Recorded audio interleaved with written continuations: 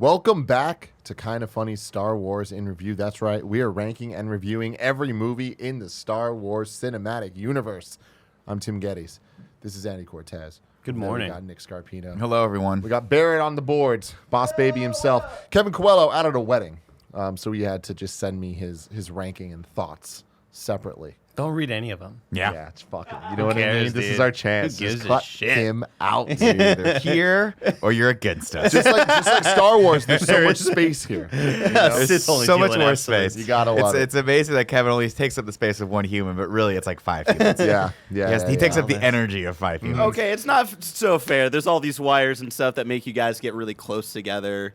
I'm just saying. I'm just trying to. Barrett blames the wires. I'm just defending my boy. You're like Kevin. You're like that weird casino planet on the next Star Wars that we haven't watched yet, where everything's neutral and weird and gray area. Stop it! You're either with us or against us. I'm you're against light or you. dark, buddy. He just called you a planet. You're dude. Canto Bide, Yeah, you're bitch. fucking Canto, bud. Oh, future spoilers, everybody. This is Kind of Funny Star Wars in Review. Like I said, we are ranking and reviewing all of the movies. We've been doing this. We are also going. The reason we're doing 2 this week, we already did Episode 3, Revenge of the Sith.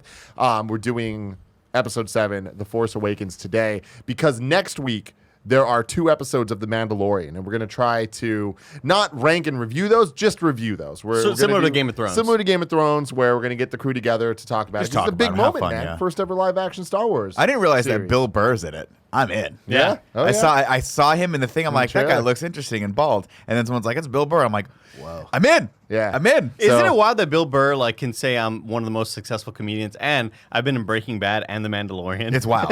It's really cool. It's really weird. You gotta love it. So we're gonna try that. Just have some fun and bear with us scheduling wise. We don't exactly know when the Mandalorian's gonna come out time wise. We know day wise. So stay tuned to twitter.com/kindoffunnyvids for more info on all of that. But you can get this show live on twitch.tv/kindoffunnygames, or you can get it later on youtube.com/kindoffunny, roosterteeth.com, or podcast services around the globe. Just search for Kinda Funny Reviews. Today we are talking about Star Wars Episode 7, The Force Awakens, thanks to our Patreon producers, Al Tribesman. The lone tribesman, the lone- lone hunter. the He's lone out there hunter. by himself, but Yeah. he's part of a tribe, but He by just himself. wants some candy. And all of his Want crew is some gone. He's on a desolate planet. He doesn't know if anybody else. But is they just alive. went to the mall without him because he Yeah. didn't feel like getting food That's court all that it day. was. Star Wars Episode 7, The Force Awakens, released December 18th, 2015, 10 years after Revenge of the Sith. Awesome.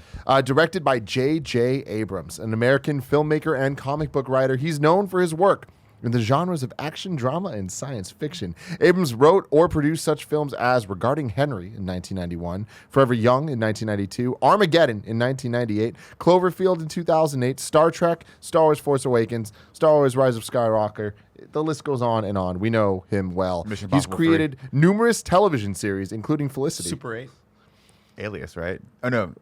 Felicity. I think And Alias also, yeah. as well. And Yeah. Lost, to a degree, right? Wasn't he one of the producers on Lost? Yep. Yeah.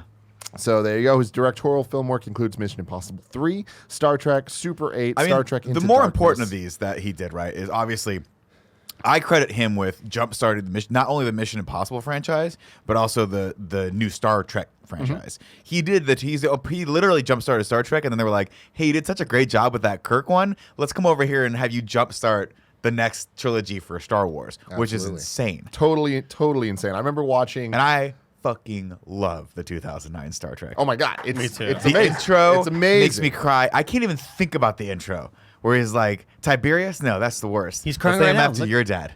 Let's name him James. He's Hell crying yeah. right now. Look Yeah. at him. He's He got crying. it. He got it. He's He got it. crying. He's human, Andy. He's Wow. like us. I learned how to cry. I know now why you cry.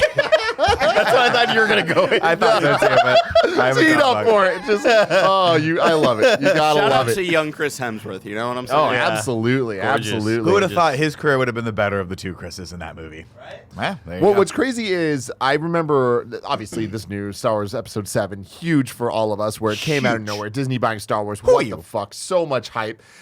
Nick and I made the short on IGN of the Star Wars 7 director chosen. Yeah. You should go YouTube that if you want some fun. Yeah. J.J. Abrams, the first one we named. First one. Last one That's- was Joss Whedon, who it I still was. stand by. I think he could have Would've done a been- great would've job been with great. that middle one. But the thing for us is that J.J. Abrams, we knew he was directing Episode 7 as Star Trek 2 came out. And I remember watching Star Trek 2 Into Darkness, and granted, I don't think it's as good as 2009 Star Trek, but it was still a fun movie. But the beginning was so great with the volcano planet and like Where they're running look from of the, it. from the Really people. good. And I remember being in the theater and watching that and being like, we're about to get a Star Wars that feels like this. Yeah. And then we did. Like, then we that's, did. that's the coolest bit. All right, going into it here.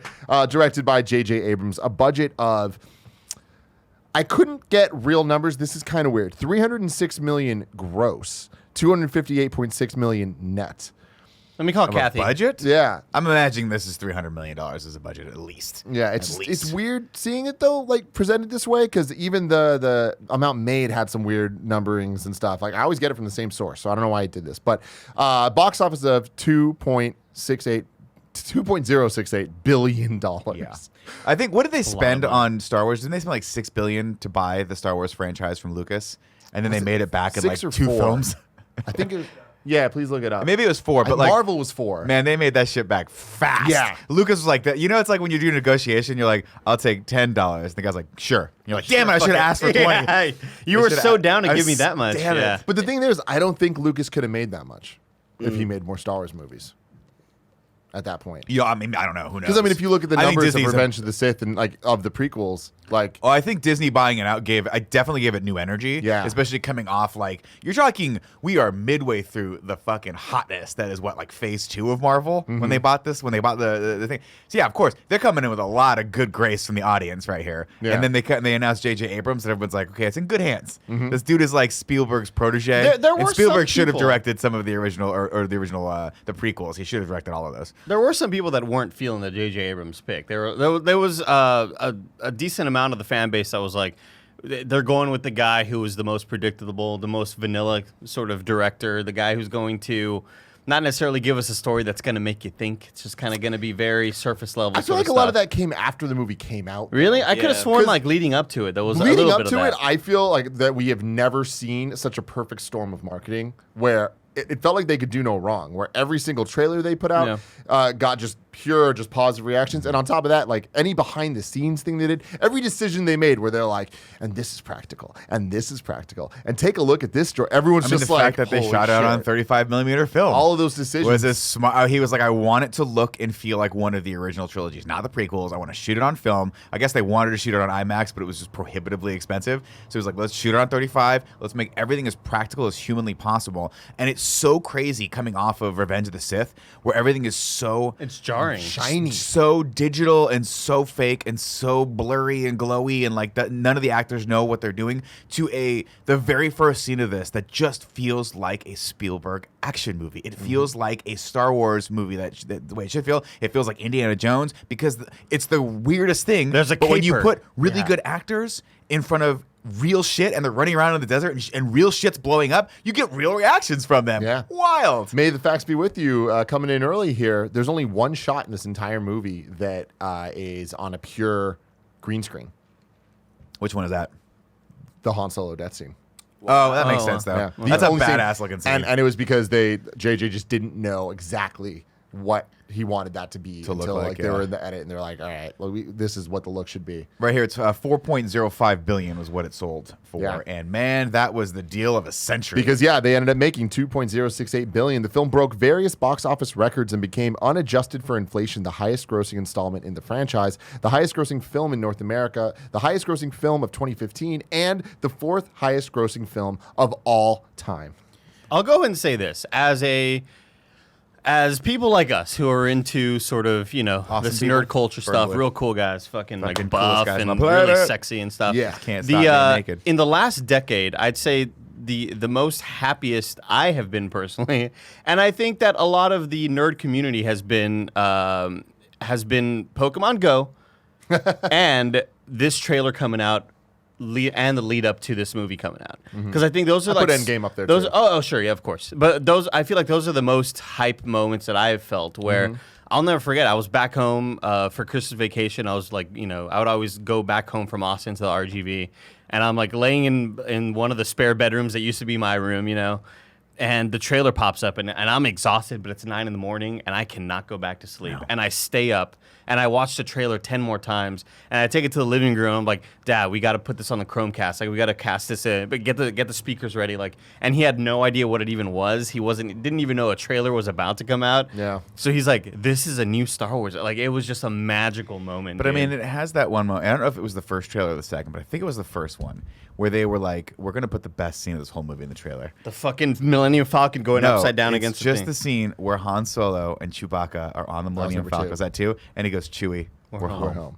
Yeah. And I was like, got chills again. God. Yeah. It was so good. The music, the fact that like everything looked and felt like a Star Wars film. You see the Millennium Falcon, you're like, they are hitting it on all levels. Like, if only they could come up with like they're running up the J.J. score Abrams, right now. You got the visuals, you got the actors you want, you got the budget you want, and I'm guessing you have a completely original story that we've never seen before.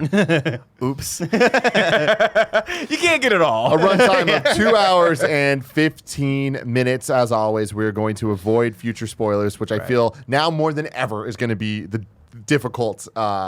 This being the turning point, I think, into the more modern movies that we would relate to each other. So let's try our best to avoid future spoilers. Try your best. No. I try my best all the time. Before we get into the plot, what did we think about Star Wars: The Force Awakens? Andy. This is the Star Wars movie I've seen the most. I love it. It's got its issues. It is. I think this movie suffers from a lot of like convenient things, where just they happen to be in a convenient place. They happen to have the convenient thing they need or whatever. But I love it. I think it's shot beautifully. Again, this is like if they just reimagined A New Hope, and it's everything I want it to be because it's fantastic acting with great actors with awesome screen presence, and it's got some wit to it. You know, it's got the wit that we're used to, where we loved Han Solo in A New Hope or in the whole trilogy. Having that little cute banter between him and different characters, and that's what they gave us with Poe. Him and Finn, him and Rey. Like, I just thought all the characters were fantastic, and again, it's shot gorgeously, and it's so pretty to look at, Yeah, I'm with Andy. I mean, going back and watching this with a critical eye, there's definitely some stuff that sticks out as to like, why would that be that way? There's a lot of unanswered questions and a lot of just like, let's just give people a solid film. And I think when they set out, they were like, let's just make a good Star Wars film that touches on a lot of nostalgia for fans let's just not fuck it up. And they played it safe in a lot of ways, and it makes for a fun movie, but it doesn't make for a great movie, in my opinion. Like, you go back and watch it, you're like, why is there a resistance? What's going on with the rebel? What's happening with the Senate? What's going on with all this stuff? And a lot of those questions, in typical J.J. Abrams fashion, are set up and they're really fun to think about, but they're not followed through. And he leaves all that stuff for the next film, and it's like, good luck with that. I don't know. Like, did we figure out where the Republic is? Where's the Senate? How did the First Order come about? How did they let the First Order come about when they had this whole galactic Senate? All these questions. They're like, don't worry about it. That's someone else's problem. Right now, Millennium Falcon, and we're like, fuck, that happens. It reminds me of when I worked at Best Buy, Nick. Now let me spin you a little tale right here. I worked at Best Buy, and the end of my shift was coming, and a customer needed 3 of their phones transferred over from all these, and I would start the process. I'd be like, all right, I'm out. Can you finish the rest of this? Like, you take care of this issue. But I mean, the movie is the characters are what I love most about this. I think he did a great job casting it. I think, like Andy said, it's got wit, it's got charisma. It doesn't have zany humor. There are comedic elements that are comic relief, but they're done so tastefully that it serves to break the tension and then thus allowing us to have more tension later, right? Which is what comic relief is supposed to happen. There are these wonderful moments. I think the thing this film does great is that back in the day, Spielberg decided, I'm going to take a little walk with me. Spielberg goes, it'd be great. Let's make Indiana Jones 4, right? Everyone were on a walk together, right? And everyone's like, cool. Can we get Harrison Ford back? Yeah. Is he going to nail? Is he going to feel like Indiana Jones when he does it? No. He's going to feel like Harrison Ford dressed as Indiana Jones cosplay, and it's going to be really weird, and we're going to get fucking Shia LaBeouf, and he's going to come in, and then we got Karen Allen back from the grave, and it's like, what's happening with this film? So when they said that Harrison Ford was going to reprise his role as Han Solo, my biggest worry was, I'm like, is it going to feel like Han Solo? And there's a moment where he goes, I'm going to talk my way out of this, like I always do. And Chewie says something inaudible because he's speaking in Wookiee, and he goes, I always had, like, he just turns to him and he does the Han Solo point thing, and it's like, I fucking nailed it. It's Han Solo. He somehow stepped back into that. unlike in the future spoilers when we get to like some of the other characters that come in, they don't necessarily feel like I would want them to feel. It just feels like you're watching Han Solo again, and it's so fucking wonderfully done by Harrison Ford. It was such a smart choice. But he's also kind of like an uncle that like Yeah. still, he has that uncle vibe, man. he's an uncle, but that still Well, he's uncle that never got married. still wears like the skinny jeans and stuff. And it's fun. That's me actually. Like like he's like that older guy that's still dressing like the young Keeps kind of talking about the punk band he used to be Yeah. in when he worked at a Best Buy. Yeah, it's weird. God. exactly. I absolutely love this movie. And again, I agree with you guys. It's not without its faults. And I think the biggest fault is how similar it is to A New elements Hope. of the original trilogy, specifically A New Hope. I don't see it. But but the thing is, like, I don't think that all of those things are bad. I feel like some of those things are totally acceptable. I think that the first half of this movie is as close to perfect of a Star Wars movie as you can be. The second half is where, to me, it starts getting a little bit too convenient, and the Starkiller base stuff is, quite frankly, unnecessary. Yeah, it really is one of those where I really wish they'd just like set that up and saved that payoff for the second film. And I would have been totally fine much with that. better with that. Because they just go, how are we going to get into this thing? And the dude from fucking, like, J.J. Abrams' friend that's always in every fucking movie, Greg, whatever the hell his name is. From It's Heroes, right? Yeah, the guy from Heroes and everything. He was in Star Wars or Star Trek 2. It's just like, what about this oscillator thing? Oh, yeah. And then Porcupine guy from X-Men's like, the oscillator, yeah. It's like, no, in the original trilogy, people fucking died. And They made a whole movie about stealing the plans of the Death Star. That's the biggest problem for me is like there is a turning point where it's like, oh, there's this other threat. It's like the Death Star. No, it's actually way bigger than the Death Star. They Oh, man, literally show it. Do we have a way to get to beat them? Yes, we do. It's the exact same way. Cool. There was never a sense of like, fuck, are they gonna do it? It was just like, oh, they got this handled. Yeah. And I agree with you. They don't set up the like, why is the First Order just back and all this stuff. But having said that, there are elements that are similar that I'm okay with. It being Kylo Ren and Snoke, where it's like, oh, it's just Vader and Palpatine again. It's really not. Like, I feel like you can line things up and be like, oh, well, in the beginning they put a thing that people need in the droid and then send the droid off. Sure, when you say it like that, that happened in A New Hope and that happened here. It's very different. And I think that where this movie succeeds is in its characters. And that's what Star Wars is. And in the first half of this movie, immediately, you fall in love with 4 different new characters. Dude. All of them In the are first- so fast. 7 or 8 minutes of this movie, you're like, I am in. I am deeply connected with Poe and what's going on with him, what's happening with this droid with BB-8. It's on a level that I don't think I ever got connected to any of the characters. They're also endearing. Like They're endearing, and you care for them. You want to see them succeed so bad. And I think that when it comes to the characters, none of them are just, oh, this is a remake of the originals. I think that you can be like, oh, Poe has elements of Han, but like he's his own person. He you nailed know? that character first off. And I love it. I think that all of them nail it. And I think that the biggest critique I have character-wise is Rey is fantastic, and I know a lot of people get upset with her just being kind of like able to do anything. And I do think that that was a disservice to her character in that she's a pilot and an engineer and a fighter and the one that has the Force. It's just like, She's it's Anakin a all lot. over again, but she's Anakin in a way that we actually start to get to know her. I do that is to me where a lot of the movie starts falling apart at the end, which is why I can't rank it higher than I'm probably going to rank it, is that there are those things where it's like, for a person who has 0 money and is trapped on a fucking desert planet and is literally scrounging for scrap to get a piece of bread, how the fuck does she have pilot experience? How does that work? Who's letting her pilot a starship? You know what I mean? Like, how is that even possible? And then, of course, there's the bigger critique of it, which is at the end, she just kind of figures out how the Force works without anyone ever telling her. Like, she does a Jedi mind trick on someone without even knowing that there is such a thing as a Jedi mind I trick. buy all that stuff because I think they I could set tell she her like up. red tails. They and, set her up as like being interested and curious enough about all this stuff, and that she is sitting there. She has the little Jedi like voodoo doll thing, not Jedi, Starfighter voodoo doll thing. She has the helmet and She's stuff. Like, heard about Luke Skywalker, and she's stoked about him, and she's stoked about Han. I buy that she knows about all these tales, Right. And because of that, kind of knows how to do some of the things because it is just in you. Like the Force is like a weird thing, Sure. anyways. But and the pilot stuff, like Luke was kind of in that weird same boat too. But Luke had an interest. Like, they set up that he was like, I want to go join the Empire. Like, I want to be a pilot. That's what I want to do. My friends are going to join Resistance. He had other people that were around him that were going to the academies to learn how to pilot stuff. And so you kind of got that his whole shtick was like, I'm a hobbyist when it comes to flying things. But like with Rey, she just goes, I'm a good pilot. And you're like, cool.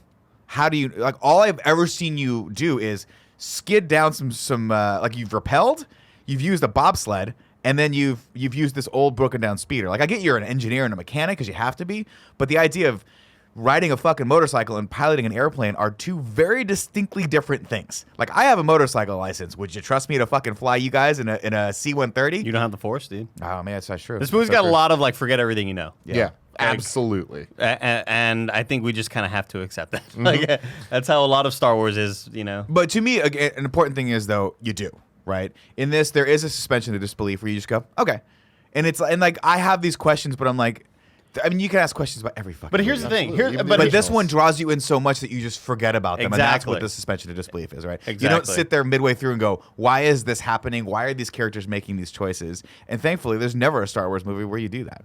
So it's not an excuse. Like I'm not even trying to excuse it, but I do kind of agree with you, Nick. Where when there's a silly sort of thing that happens, in my mind, I go, I like this movie. I don't care. Well, like you know, where in past Star Wars Right. movies, when those issues do pop up, I'm much more critical because I'm probably not digging my time You're watching bored the movie. shitless, Yeah, right? yeah. And there's a few things in this that actually there's one or two elements in this that did draw me out, and that's why I think it's unfortunate. It is what holds it back from being one of the best Star Wars films ever made. what are those elements? Because to me, I would say it's R2D2. R2D2 was the first thing I was going to bring up, right? Yep. Why? Yeah. Why does he have the other half of the map? Why is he turned You know off? what that Why is question he is? turned off? Why is he turned off? Why does he turn on? Why, if you don't want to be found, do you leave a map to where you're going in the first place? Which is a question that's never been answered as far as I know, right? No. Yeah, that whole R2 bit is like one of the worst things about this movie. It's just like straight up Barrett, bad, if you bad didn't want to work storytelling. here anymore, Yeah. you said I'm going to quit Kind of Funny forever. Yeah. I never want you guys to talk to me again. But here's a map to exactly where I'll be. And if you guys need me, just give me a call. Like, I don't understand the fucking point of this Or whole specifically, like, I don't want you guys to ever talk to me again. Here's my but number. Andy, I'm still gonna be your roommate. Here's my number. Yeah, that's true. Yeah. And And then feel free to drop by whenever. Yeah. And the other I'll thing hang out to me tomorrow. that I think there's a real big disservice to this movie is the pacing of reveals. I just think is out of order. Yeah. Us finding out, like Kylo taking his helmet off, Kylo talking or revealing who he is and his lineage and all that stuff. The dad, all that stuff. Yeah, Leia and Han's relationship, all of these things we kind of I feel should have learned just later in the movie, and it should have been hinted at. Whereas I feel like we learn a couple things backwards. One of them being like, oh, Rey's obviously the Force user. Like when she has the moment where Maz Kanata is like, oh, like it's calling to you, whatever. It's like they're straight up telling us like you're the user. So later when Rey is like grabs the lightsaber, it's not like a reveal.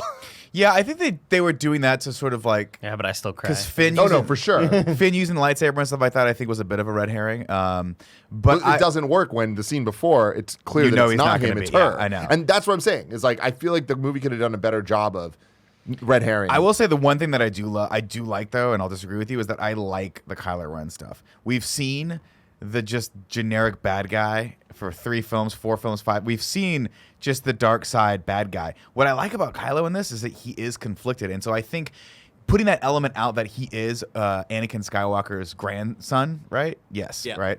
That he has that lineage, but he's also conflicted about it. I thought was just really cool. I think that's some of the most fun of the movie, where you see this kid who is not an adult, who has this extreme power and throws literal temper tantrums when he doesn't get what he I love wants. him. well, I just think that's it's awesome. not disagreeing with me at all. No, but I'm I totally like with that, that. I like that we knew who he was from the get go. But I like my that they problem is- didn't. That there wasn't a big reveal of that. He's like, what the big reveal for me was when he calls him Ben, and it wasn't a huge. It was not a twist, but it's just the fact that he named his son after Obi-Wan Kenobi. Which makes absolutely no sense. Why?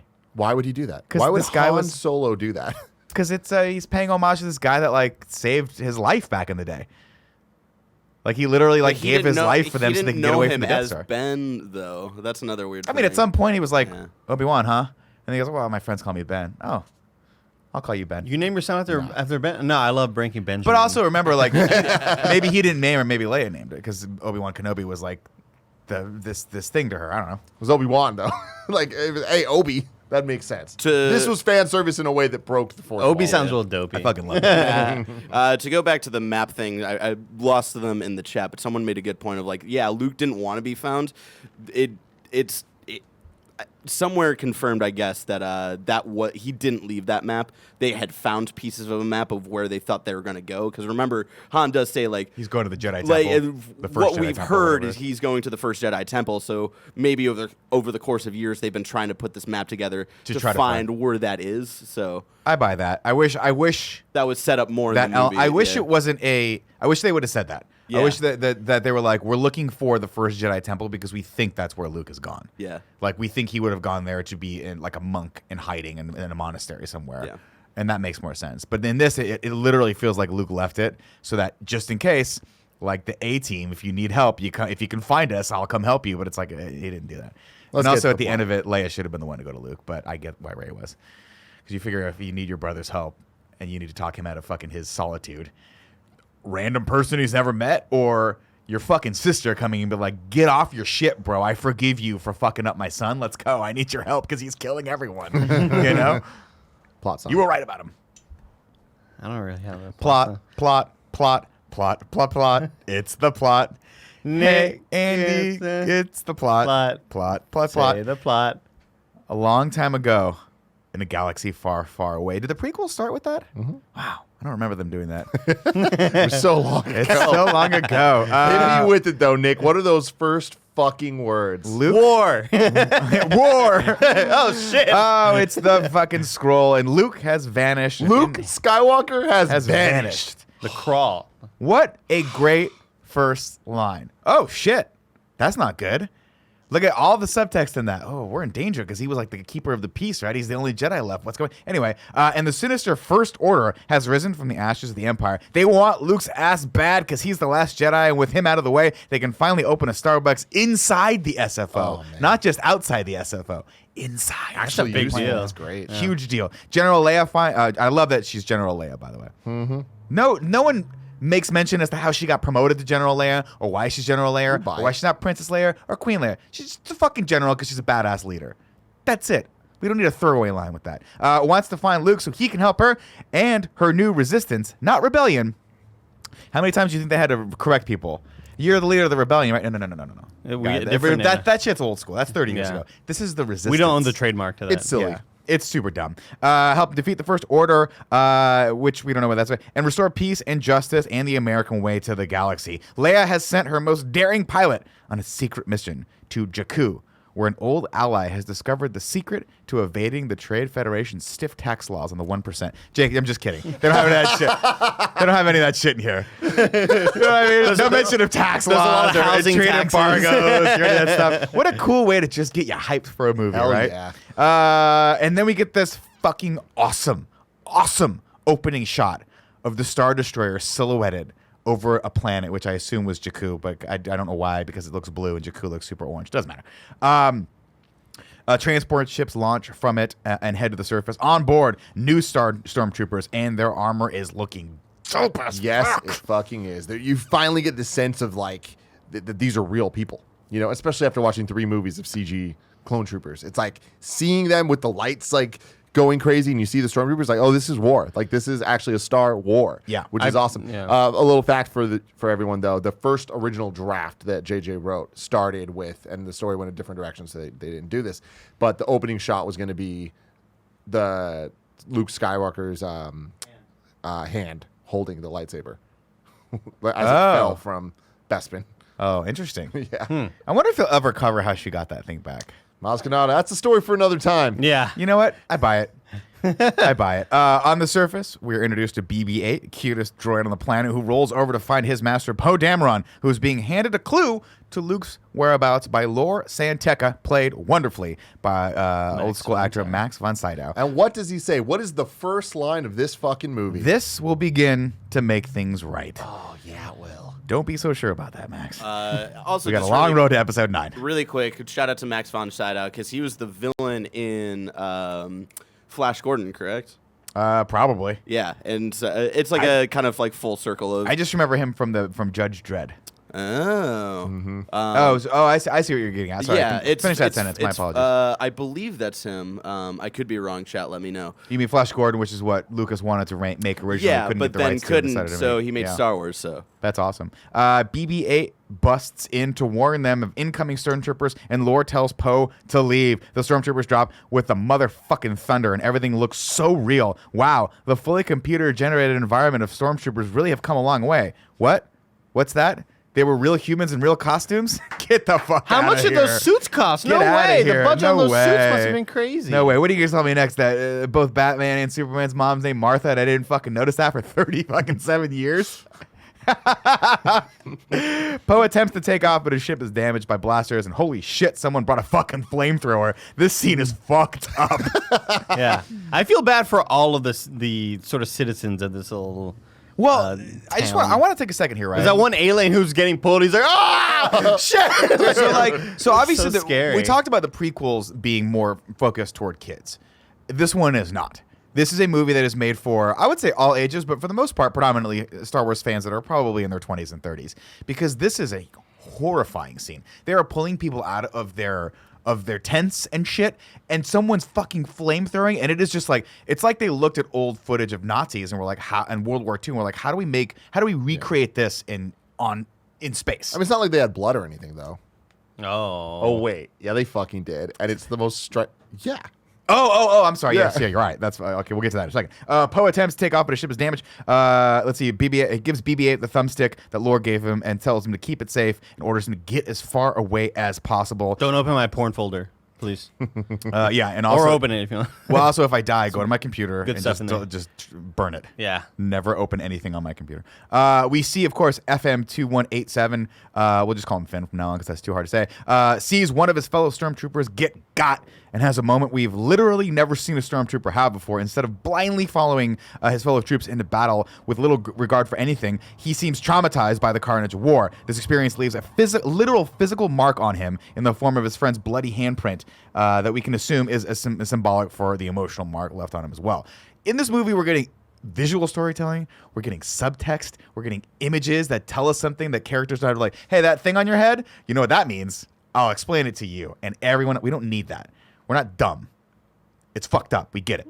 Moving on. The scene is dark. I do like to imagine there's got to be some other stormtroopers out there that are like kind of feeling similarly. Like, fuck, I could have had my own movie had I just spoke about my feelings. It's like reality show. I would have been the star of this You're shit. like, if I just let Ray J bang me on camera, I could have my whole reality show empire. Well, that's what's going to happen. Weird analogy. Then Kylo lands and takes this shit up a notch. I love his costume. I love his ship design. I love his ship design. I will love say everything this about it. right now, Tim. Go Tim for Gettys, it. I'll say this right Yes. now. This is the best ship design of all of this current Okay, I trilogy. thought you were going to say in general.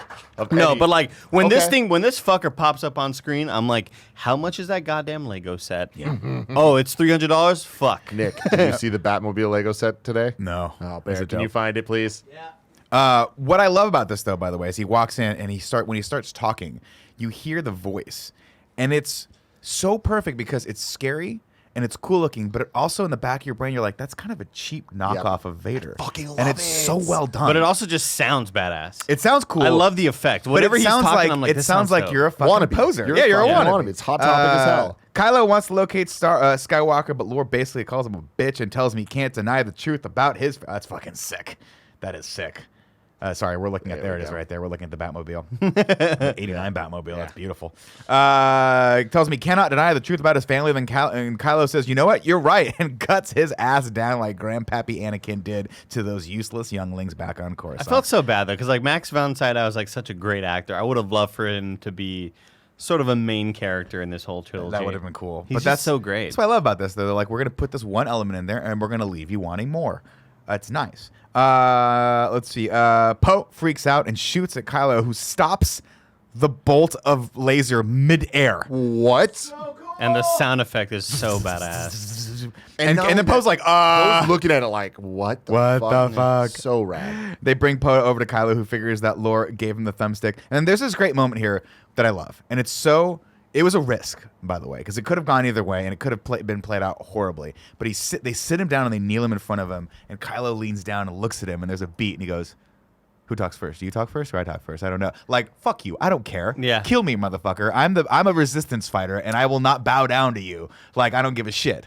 Isaac improvised a number of his lines as Dameron, including the "Who talks first" exchange with Ren. I wonder what the actual line is. Like, did somebody just forget their line or what? I just think he Interesting. did it in one take, and they're like, like, JJ's "Yo, like, that that's works." cool. We'll leave that because it's perfect Poe. Yeah. It sets his character up immediately. You know what he's going to be from that moment. I you agree know with you though, Nick. Though is that was a risk because so early on having a comedic element like that, it could have been like. But it's not though. It really works. What I like about it though is that it's because Oscar Isaac is such a good actor, and you see the fear in his face before this. You know that when he's saying that, it's just masking the fear. It's just him fakely being brave in front of this thing that's horrifying. He knows he's dead, but he's like, I'm gonna fuck with this guy a little bit because I'm gonna muster the courage I have to. It's so well done. He was I can't hear what you're saying through the apparatus. Yeah. Like, I love that line. Poe freaks out, yada yada yada, and they bring him aboard. Then Kylo orders Phasma to kill all of villagers, but Finn can't bring himself to do it, which Kylo recognizes. He lets the blaster bolt go as he walks. He lets it go free, and it blasts right next to Finn. And Finn's like it's just freaking the Jesus, fuck out. What the hell's going also, on? though, they're just like, hey man, so the Stormtrooper designs are the raddest things ever. Yeah. The Scout Trooper designs, those are even cooler. Oh, we need to one up that. Let's just connect the black on the Stormtrooper helmets. Fuck, that looks cool. Hey, we need a leader of like the general of the Stormtroopers. We need them to look even fucking cooler. Oh, what if they just were all like a mirror? Yeah. What if she was Holy chrome? shit, she looks awesome. She looks awesome. I read a piece of trivia when I was watching this that said, so, like, according to some comic or whatever, probably not canon, that her armor was made from the melted parts of a Naboo ship.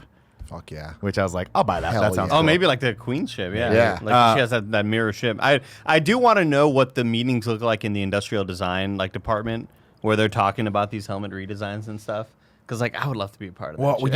you know what else was an interesting touch was that they were like, even the blasters have white on them this time. Yeah. So they aren't all black blasters. They have that carried through. Everything to me is so well done in this. It's like, it's smoother, it's simpler, it's more streamlined. It's like the difference between like an iPhone. It's Johnny Ive. You know, the iPhone 11 and fuck, I'm missing like iPhone 8, right? Where it's like, it's so well done, but it's subtle.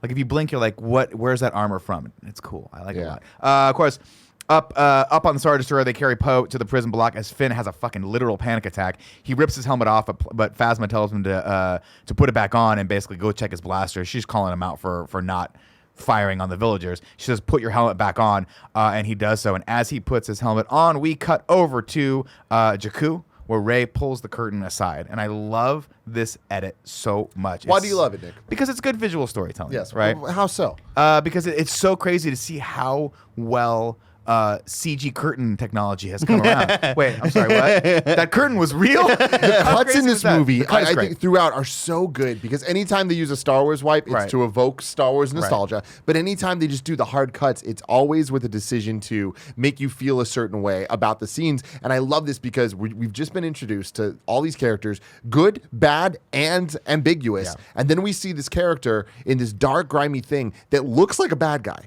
Yeah. When she first goes, but then the music starts playing and like Her she little like theme. takes the thing off Yeah. and you're like, oh, you're good.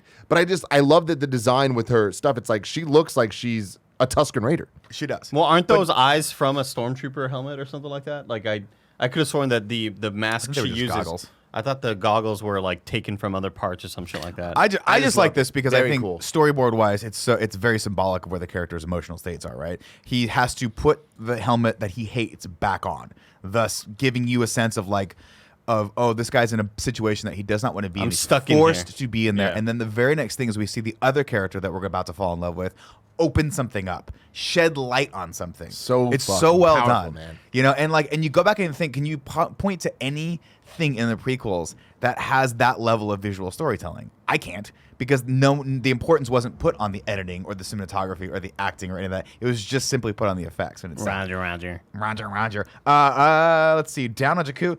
Really cool. Let's see. Rey, of course, is scavenging for parts in the remnants of a crashed Star Destroyer. And the visuals here are so Breathtaking. fucking cool. They just take they knew this was going to be awesome. And they knew that seeing this on the big screen, it was going to be so powerful. And they give you that. They take a moment and they go, we're just going to see her in this environment as she's rappelling down. And then they have this beautiful shot where it's little Rey Right? Remember when we talked about Return of the Jedi, where C-3PO and R2-D2 are standing in front of this hulkingly, like giant, palace. almost imperceivably big, challenging wall? She's doing the same thing. She's standing in the middle of this giant blast jet engine thing, right? The remnants of it, and it's just seemingly insurmountable. This task that's in front of her. That's what I love about it. It's also just such an easy win. Like, you got to imagine them sitting at the concept table being like, put her inside of a Star Destroyer and just watch how people freak out at the imagery. On top of that, though, it's just like you see it in your head immediately. All it takes is someone to say that, and you're just like, "Oh, that works. It's going to be cool." And that's awesome. And it's not. No one chalks it up to, "Well, that's convenient." No. It's not like at all. that's good nostalgia. Yeah. But it's not even that. It's good storytelling, right? You have this character that's lost. She's on this desolate planet, and what does she do? Her only recourse for survival is scavenging the old remnants of the thing in the past that we knew. It's so well done, and that one shot is so. Shout out to Dan. I wrote his name. Dan Mendel, who is a cinematographer that worked with J.J. Abrams on pretty much all of his movies. He did 2009 Star Trek as well. He just knows. He just has good shots. Pretty good at his job. Pretty good at his job. Ray, of course, then sleds down a sand dune, which looks really, really fun. I kind of want to do that. And packs her shit up onto an old speeder, which I want one of these so bad. It's like a cool vintage speeder that you're like, oh, that like a hipster speeder. Like when people in San Francisco ride the Honda CBs, like the old ones, you're like, it's pretty cool, man. It's rusted patina. I love it. Ray heads back to a little trading outpost. But as she go, we get the like establishing shot kind of where she's at, and Jakku is just flat, desolate. Desert. But you see the Star Destroyer just kind of coming out of the ground, and you see an X-wing kind of buried. What a great as shot. she's going across this giant landscape. I fucking love it, and the whole time her theme's playing. I talk so often about scores. Obviously, John Williams amazing, and the best thing about the prequels is the music because they are tonally kind of symbolic of everything, and they do have a consistency of quality and of storytelling just within them. We get introduced to Rey's theme in this, and I love that here we are 4 years later after this movie has come out, and when they play the epic version in trailers and stuff, it hits us. Like, we care about Rey because this theme, this little it's fun. It's whimsical. Yeah. It's, hey, we're about to go on an adventure. Similar to Leia's theme, which spoilers we'll hear in about a half hour, 45 minutes, which makes you think of love and family and like loyalty and all these things. So good. So a couple facts here. This is the first J.J. Abrams film not to have a musical score by Michael Giacchino. I can never say his last name. Giacchino. Giacchiano. Yeah, I don't there know. you go. Aptly enough, he stated in an interview that he would Giacchino? rather hear the music of John Williams in a new Star Wars film than his own. His name shows up in Episode 7's credits as a stormtrooper. That's awesome. It's really cool. And then the other one, John Boyega was so nervous and frightened at the prospect of not getting the role that he didn't tell his parents that he'd been cast until a cast photo was posted online by the official Star Wars page. Amazing. I will say that this whole new trilogy is basically every frame of painting. Like, God, yes. Yes. You know, whether you didn't like Last Jedi or not, like this movie, that movie, and we can already tell from the trailers at The Rise of Skywalker, every shot is just so like perfectly stunning. crafted. I will say, to show a shout out to The Last Jedi, there are some of the most beautiful imagery in Star Wars in that movie. Yeah. It's gorgeous. They like. We'll talk about it next week. We'll talk about it next week. But no, 2 but weeks, there's so many beautiful things in this whole series, and it's a lot of it is shout out to Dan Mandel and the fact that they did all this stuff practically, most of it practically. Anyway, let's see. Rey heads back and starts cleaning some of the scraps she brought back, and we get this one beautiful little shot. They didn't need to put this in there, but this is why I like this. This makes it a real movie to me. Is she's cleaning it and she looks over and she sees an older woman, a much older woman, looking and cleaning the same, and she locks eyes with her for a second, and that woman's doing the same thing she's doing, and it's not. Nobody calls attention to it. It is just nice subtext of if she doesn't get off this planet, that is what she'll That's turn who into. she'll she didn't need to walk over and be like, I used to be just like you. Anakin. It's Like, just no. so It's subtle one and quick thing, we and get you it. fucking get it. Yeah. Okay. Thank you. We move on. We don't need to. Then we you don't also see limit the on it. ship flying off. That's a bit later. Oh, but sorry. yeah. And then she goes over to Simon Pegg, which is awesome, and gives her 1/4 portion for her parts, and she heads off defeated. She's like a little pissed off at him. When she gets home, and we don't see what she's living in yet, she makes the bread, which I have no idea how they did this shot, but it's so cool, and I want that So I actually have that. Give me one. Look at this. one Look at second this It's here. so fact cool. guy. It's such a cool The shot. crusty piece of instant bread Rey throws together on Jakku by emptying a small sachet of powder into some liquid in a small bowl was not CGI. The practical effect was achieved by inflating a bread molded bladder with air while while simultaneously sucking the water from the bowl with a hidden tube. Yeah, you could see the water like come down. That's It's what so I noticed cool. immediately. It's pretty awesome. And also, shout out to the Simon Pegg's character, the like. I didn't write his character's name. Yeah, I just call him Simon whatever his Pegg. name is. But I love it because I feel like it was a very bold choice that they made on purpose to have him be a CG character. Because they're just like, look, we can make this work too. Like, Oh, I didn't realize he was CG.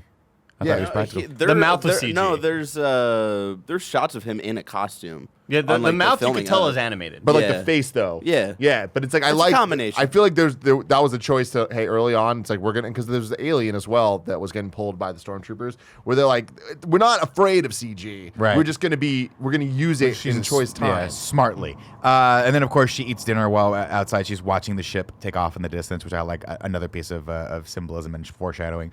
And then, as we pull back, we see where she's living, which is fucking awesome because she's taking refuge in the belly of a hollowed out old AT-ST walker, which is really, really cool. Or AT-AT walker. AT-AT walker. So fucking tight. Then she hears a ruckus that gets her attention and looks over the sand dune and sees BB-8 has found his way into the net of Tito. And then she has some harsh words that she shares with Tito, and Tito lets him go. Ray points BB-8 toward the town and tells him basically just you're on your own. But the droid is just too darn cute. And she's like, fine, you can stay with me for the night, and then I'll take you in there later. He's like, I'm on a secret mission. And she's like, you should not tell people that. If you're on a secret mission, don't tell. He's like, Luke Skywalker. Ah! She's like, whoa. You trying to get me killed, motherfucker? Yeah. Less as I know is better. BB-8 is pure magic. He's so fucking cute in Yeah. this, and the animation with him, like there's a moment on the Millennium Falcon with the back and forth where he like looks over and he's Yep. like trying to figure out what's going on. It's so well done and so expressive. So good. Up in the Star Destroyer, Poe is getting tortured, and I love the little touch they have the torture droid there from A New Hope. It's like, Yeah. but of course, Poe is just too damn tough, and that the droid is not getting it done. So Kylo comes in to use the Force on him. And he's a bad boy, and he wants Poe to know it. So he uses the Force to make Poe scream and draw out where the plans for Skywalker are, which we learn are on the planet in the BB-8 droid. Let's see. Poe gives up BB-8, and Kylo orders General Hux to send some fools down to go get it. And that's what Bill's been up to after he defeated Baltimore. And I was like, where have you been, Bill? How are the dragons doing? Down on Jakku. What do you think happened to what's her face? Fleur? Yeah. I think she's back home hanging out, man. Hanging out? I mean, she's probably doing her thing. I mean, I like to believe she thinks she's a teacher now. Oh yeah. Okay. I thought I'd like to I was believe third she grade. thinks she's a teacher now. I like to think she's a teacher. I thought I was out of the Harry Potter thing, but you brought me back in. Charlie is the one with dragons. Bill is the one who works for Gringotts. Thank you. I apologize. That's okay. I expected you to. I just wrote that down. At first, I wrote Bill's dead, and then I was like, did Bill die? And then I looked it up, and I'm like, Bill didn't die. Bill's still alive. I think I looked that one up, or otherwise people in the chat would have been. Oh, what the fuck is going on? Oh God. I don't know. what's Who happening. is this? A lot of trash talking about the prequels, Yeah, Yeah. terrible. This will begin to set it right, eh? Because I wear Granddad's mask. Good movie, not good movie. He's Tim. There's only 3 mics to go around. Oh, Tim, look in your heart. You know it to be true. The characterization of the prequels. Small Annie. Little bit bigger Annie. Yeah. Long hair, Annie. That's a movie. That is rare. Oh, I can do it all. Oh, I fly the ship real good. Yeah. No, I wear the helmet real good. Oh, then you go Kylo Ren. Oh, Granddad. Oh, Granddad. Oh, stop the... Hey, prequel. Very good universe. Underrated universe. We built it all. Why do you have the Vader mask, Watto? Show you how dumb Kylo Ren is, eh? Oh, Granddaddy, oh, I'm so sorry. I wasn't there for you, eh? Thanks, Wada. And then there's some sunglasses under Watto's The face. mask, yeah, So the purple sunglasses. Yeah, that makes sense. push it in the water, Brad. You go, hey, Anyway. Thank you, Watto. characterization of the prequel. God. The characterization Of the prequels. of the prequels. Nick, before we get on with the plot, let me tell you about our sponsors. Nick, back to the plot. Back down on Jakku. Ray tells BB-8 not to give up hope, to find his friend, that he will find his friend so he can carry out his secret mission. She knows all about waiting. She's been waiting for her family to come back for a real long time. That's really sad. Simon Pegg wants to give Ray hella portions for BB-8, but Ray is like, you know what? Yeah, I'll do it. And then thinks better of it. Actually, the droid's not for sale. And I love this because it's really, really indicative of who Ray is, right? She's on this desolate planet, but there's some part of her that no matter how hard things get, she still has morals and she's still a good person. And that's very, very Jedi of her, which I like.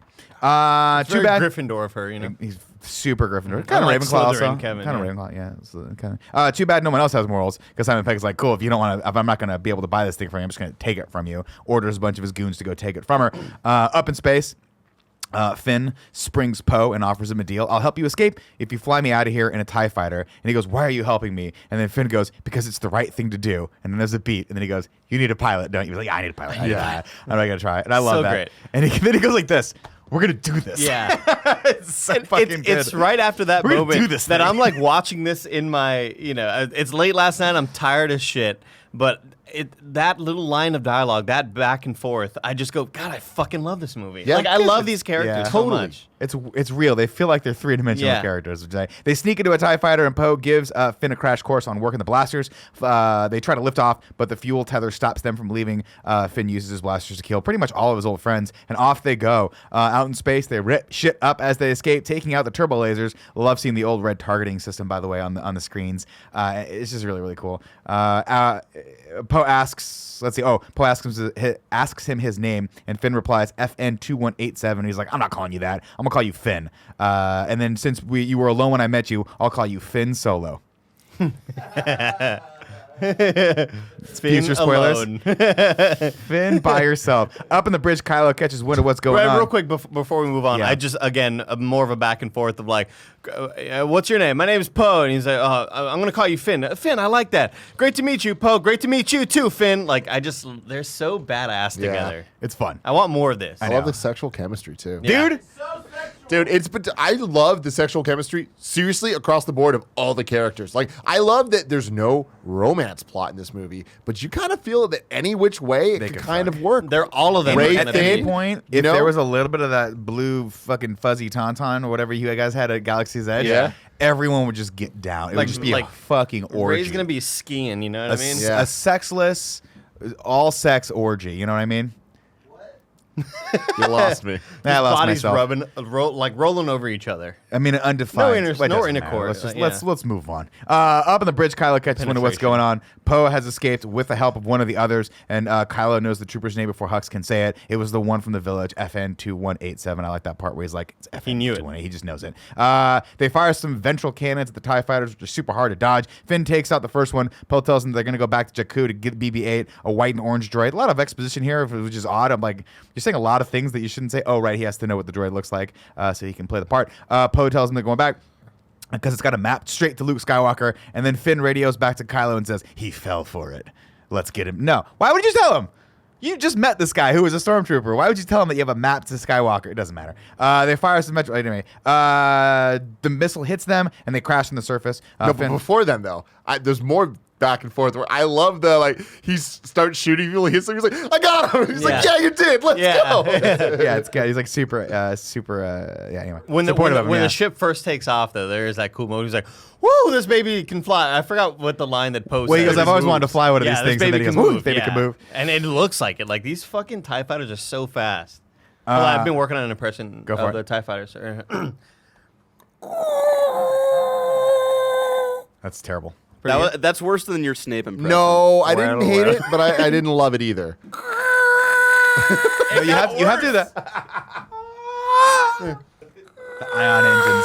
I watched it with Okay, that subtitles, and it wasn't just bad. said That wasn't the bad. roar of the ion engines, and I was like, that's fucking cool. Anyway, Mitchell heads them. They crash land. Finn is thrown from the ship when he rushes back over to find Poe in the wreckage. It sinks into the sand and then explodes, and all that's left is Poe's jacket, which is cool.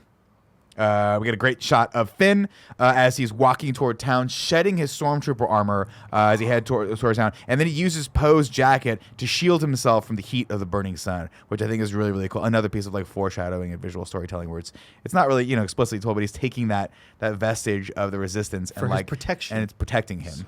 which is cool. Unlike the armor, which is weighing him down. Great. Let's see. Up on the bridge, Hux has a throwaway line introducing Supreme Leader Snoke, and then they argue because Hux hates Kylo and Kylo hates Hux. Just make it out. Just fucking make out already. You know what I mean? His men are exceptionally trained, programmed from birth. They make reference to the clone army as well, because why not? We needed to know that these aren't clones. These are actually people who were just trained and taken from their families. Finn gets to town and drinks from a giant dog bowl as Rey is getting roughed up by some of Simon Pegg's men. So that big practical alien. That's the thing. Practical alien, man. After crash landing on Jakku, Finn attempts to drink some of the putrid water from a how do you say that word? Trough. Trough.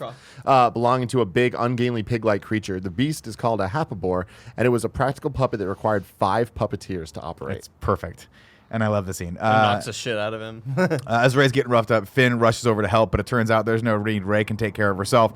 He spots BB-8, the droid Poi was talking about, and then BB-8 sees him and realizes that he's wearing his jacket. And Rey chases his ass down. And then when they get together, Finn tells them that he helped Poe escape, but he didn't make it. Rey asks him if he's with the Resistance, and Finn's like, "Yep, I am with the Resistance." And he tells Rey that BB-8 has the map to Luke Skywalker, and everyone hears. It's like, dude, quiet the fuck down. Stop just yelling Luke Skywalker everywhere. It's not going to get you anywhere on this planet. I love every single piece of dialogue and every single look given in this entire sequence, because BB-8 getting sad. We've just been introduced to all these characters that we now fucking love. Finn, Rey, Poe, BB-8, all of these characters we immediately care about. And when BB-8 looks up at Rey, like sees Finn, looks at Rey, does whatever he does, Rey looks over at Finn and gives that look of like, I'm about to fuck you up, and like starts chasing him down. I'm so in where I'm like, I want you to catch him, but I also don't want you to get caught. Yeah. It's like you care about every angle of it. It's so cool. Of course, then they're spotted by stormtroopers, and a foot chase ensues. The troopers call in an airstrike while Finn roots for some weapons. We hear the unmistakable roar of TIE fighters approaching overhead, and I fucking love the sound cue because he's rummaging through the stuff. He's like, there's got to be a blast around here somewhere, and then you just hear it like off in the distance. It's just that fucking cry, that shriek of those ion engines is coming close, and he knows exactly what's going to happen. He's like, we got to get the fuck out of here right now. And he grabs Rey's hand, and she's like, wait, what are you doing? Don't grab my hand. And he's like, we got to go. But also, I want to hold your hand. You know, a little bit of forget what you know right here. The TIE fighters are capable of hovering and shooting, but they're doing let's do a pass-through, shoot. Let's fly all it's more the way fun that around, way. do another pass-through, and it's like, later on, we see the TIE fighters just kind of like floating in some scenes, and then they will fly away. But they're capable of just acting as like a floating turret, you know? Can I trade you? Thank you. Can you just put that on my desk? Yeah. We'll need that later. Thanks, cool, Greg. The TIE fighters start laying down fire, and Finn and Rey head toward a quad jumper. Finn wants to take a different ship just off screen, but Rey says that's a piece of garbage. How dare you? When the quad jumper is blown to pieces, they call an audible and head toward that garbage heap, which just so happens to be the Millennium Falcon. And then the music cue hits, and it's just pure fucking It's so joy. convenient, and I don't give a shit. Who cares? Because, like, cares? I mean, why is the fucking loading ramp just down? Why is the ship open? Why is the ship functional? How does she know how to pilot? Who gives a fuck, man? The thing that It's great. I thinly hold on to is that I forget what movie it was, and there was a line where they're basically like, listen, the Force is what's pushing all these elements together. It is destiny. You are on this path because you are supposed to be on this path, and all these things were put there to either help you or be an obstacle for you to overcome. I buy it. And also, shut up. It's the Millennium awesome. Falcon. Okay? And when they go on, I literally paused it just to see the entryway. And I was like, it's so good. Goosebumps. I'll never forget being in the theater that first night and hearing that roar of the crowd. Like, this is so badass. Rey takes the helm, of course, as Finn mans the main cannon, and we are off. Let's see. Finn takes one of the fighters out, but the other one blasts the cannon, and it gets stuck with no other choice. Rey takes the Falcon into the wreckage of a Star Destroyer, and he's like, we're going to do what? When they fly out, she makes the ship do a flip, which puts the TIE fighter right in Finn's line of sight, and bang, gonzo, that thing is gone. This we are whole off. scene, I had to pause it and it's look so over well at done. Gia and just be like, this is pure joy. This is pure Star Wars in its essence. The greatest that this franchise can do is make you feel the feeling that I have watching this scene. Compare this to the chase scene from Episode 2. Compare this to the entire opening of Episode 3, which really was trying to just be like, let's do everything as cool as we possibly can with ships and all that stuff. No, this took 2.5 minutes, and they did every single cool piece of ship choreography you could, ending with the unique shooting. Damn. And it just feels so satisfying. And these characters back and forth being so stoked about doing what they're doing, you feel like you're with them. I'm just as stoked as they are doing it. It's so cool. And so then powerful. Every moment of woo, I'm just like, like just fucking doing it, dude. And right after that, they have this great moment where they're up in space and they both leave their positions and they run at each other to congratulate. Like they're just excited. Both of them are just like, and they're yelling. They're like, "You did great! that. It's so good." Yeah. And it's so interesting because it's a chemistry, but is it friendship? Is it love? Is it like sexual tension? It's kind of all of it. Cool. It's just we're excited. I like you, you like me. Do we just become best friends? We did. That's what it is. You know what It is what it is. You know what it's like? It reminds me of like when you were in high school and you would do the high school play and you were like, we're going to be friends forever. And we have no idea how hard life's going to get in the next like 5 years. It's that feeling, you know? It's not even 5 years. It's like 2 months It's after like the 2 play. months later. Yeah. Let's see. Lieutenant Mitaka comes to deliver the bad news to Kylo that they lost the droid, and Kylo loses his shit on a bank of monitors. And I love this scene. Yeah, this is really love cool it. because especially later, I don't think we've gotten to it of like he feels like he's being seduced by the light side of the Force. Yeah. And there have been so many like think pieces about this stuff and whatnot, but like every time he freaks out, is him just trying to dive deeper into the dark side of the Force and like really feel his Interesting. his Trying to fight his feelings. Yeah. yeah, I like totally really get it. try to deep dive into Yeah. the anger, into the Anytime dark he, side. anytime So he cool. feels good, and anytime it's like I gotta fucking do something bad, like I gotta Yeah. feel angry again. I just love it because it's indicative of a petulant child. Oh, excuse me. yeah. Where it's just like this kid is getting everything he wants and he's not happy because he has no structure whatsoever and he's just a fucking piece of shit kid. And I didn't like Kylo the first time I saw this movie, and it wasn't until the second or third time where I was like, oh no, he's supposed to be a brat. Oh, He's yeah. supposed to be Oh, this. yeah. And like because it's the first viewing and like all this stuff, and we have our own views of Star Wars, it was like hard to grasp what they were going for at first. But yeah, I think there are a lot of different elements in movies that are supposed to be a certain way. Whether you like them or not is up to you. Yeah. But this was one of those where it's supposed to be that way, and from the get-go, I saw, yeah, this is what it's going to be, and I'm in. I enjoy this characterization of this sort of, again, this little jerk-ass kid. Dude, he's the bad guy in the teen movie, the young adult movie, whose dad owns a dealership. Yeah. You know? And somehow His dad's the governor or something. Yeah, you know, he's just the asshole. And then, of course, after he destroys the monitors, that shit seems like he's just blowing off a little steam when Manaka mentions the droid was accompanied by a girl, and Kylo goes, "What girl?" And Force drags his ass over to him and goes, "What girl?" Force choke, drag to a real choke. Yeah. Fucking cool. And I'd be like this. I would go back, if I was Lieutenant Manaka, I'd go back to everyone else and be like, I'm never doing that again. HR! Yeah, that's a big red zone violation for me.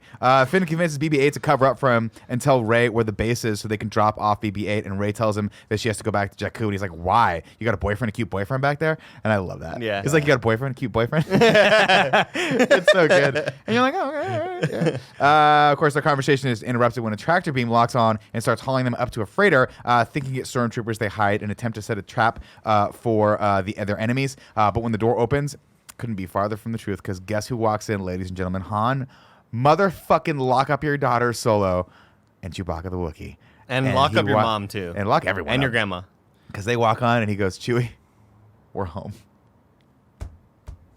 Beautiful. Throw it all away. Yeah. And we're done. It's just as good in the movie as it just is in the so trailer. good. And it's a weird thing where it's just like, is it convenient? Is it whatever? Who cares? It works. Yeah. It's cool.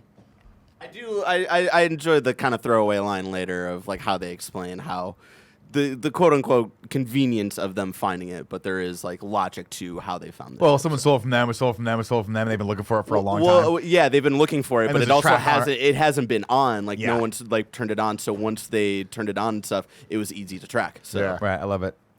Is this where they said Chewie were home? I can't remember. Oh, Yeah. it must have been, right? I didn't write it down, but I just thought it was. Of course, Rey, they open up the passage because they know exactly where they're at. And they're like, get out. What the hell's going on? And Rey Rey freaks out because he's like, wait, this is the Millennium Falcon and you're Han Solo. She's like, oh my God, wait, what's going on? We need your help. They need to get to the nearest resistance base. The droid they're with is carrying a map to Luke Skywalker. Wait, before that though, it's you're Han Solo, the general, the smuggler. Is that what she says? What Finn and Rey Oh, both yeah, know yeah. who he is, They but all for have different different reasons. reasons. Yeah. Like, it's really cool. It's so tight. Yeah. Of course, the banging of the freighter cuts their conversation short. Hopefully, it's not the Rathtars. And he's like, "You're hauling Rathtars here? How'd you get that?" And he's like, "My crew used to be a lot bigger," which is nice. He's like, "How'd you get them aboard?" Well, my crew used to be a lot bigger. To add to things, the Guavian. Did I write that down right? Death's gang has boarded the ship too. Han tells Rey Peruvian. Maybe, I don't know. Han tells Rey and Finn to hide so he can talk his way out of this. And Chewie gives him shit. And I love that because Chewie goes, "Arr," and he goes, "Yes, I do, every time." Where he's like, "No, you don't." It's fucking Han Solo. I love it. Within 3 minutes here of back and forth of Han, it's Han Solo, It's baby. just the pure Han everything. Because when the two gangs are facing up, that line of the once, twice. Yeah. Yeah. I don't remember that second time. It's like, wait, what was the second time? That's great. Obviously, the other gang comes in as well. The Guavians So are that's led a by Kanji Club. The Kanji Club. Balatik, and then Concha Club comes in as well. And it turns out Han's been doing some double dealing back here. And he's- What's the line that he says though? I wouldn't believe those little freaks, or what does he say? He says some line that's like, I don't know about that. It's like listening to me. It's just watching us out the window. Yeah. Oh, they're here. Shit. Yeah. Of course, the Balatik spots BB-8 and realizes it's the droid the First Order is looking for. Rey gets the bright idea to trip some fuses and try to close the blast doors between them so they can save Han, but instead accidentally opens the tanks to the Rathtars cages, and they start eating everyone alive. And Han hears it. He goes, "I got a bad feeling about this," because he knows exactly what's about to happen. One of them grabs Finn, and Rey saves him by shutting one of the blast doors and cutting its arms off. They bounce to the Falcon with Han and Chewie, who holds the gang at bay with his dope-ass crossbow, which Han has never used before, but really, really likes in this. It's like, let me see this. Oh, it's awesome. And there's another great moment later. The where he does that. Rathtar moment is probably my favorite of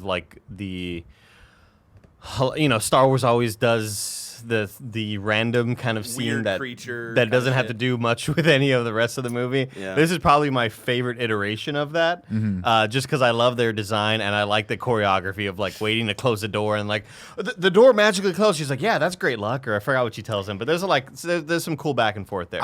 This is the one scene I don't like in this movie. This Oh, sure. This scene Yeah. feels like a Star Trek scene It feels rather like than a Star Wars. Exactly. It feels like JJ was like, this was a lost scene from Star Trek. And I don't love the CG Rathtars, and I don't love that they're called Rathtars because it's too close to Rancor.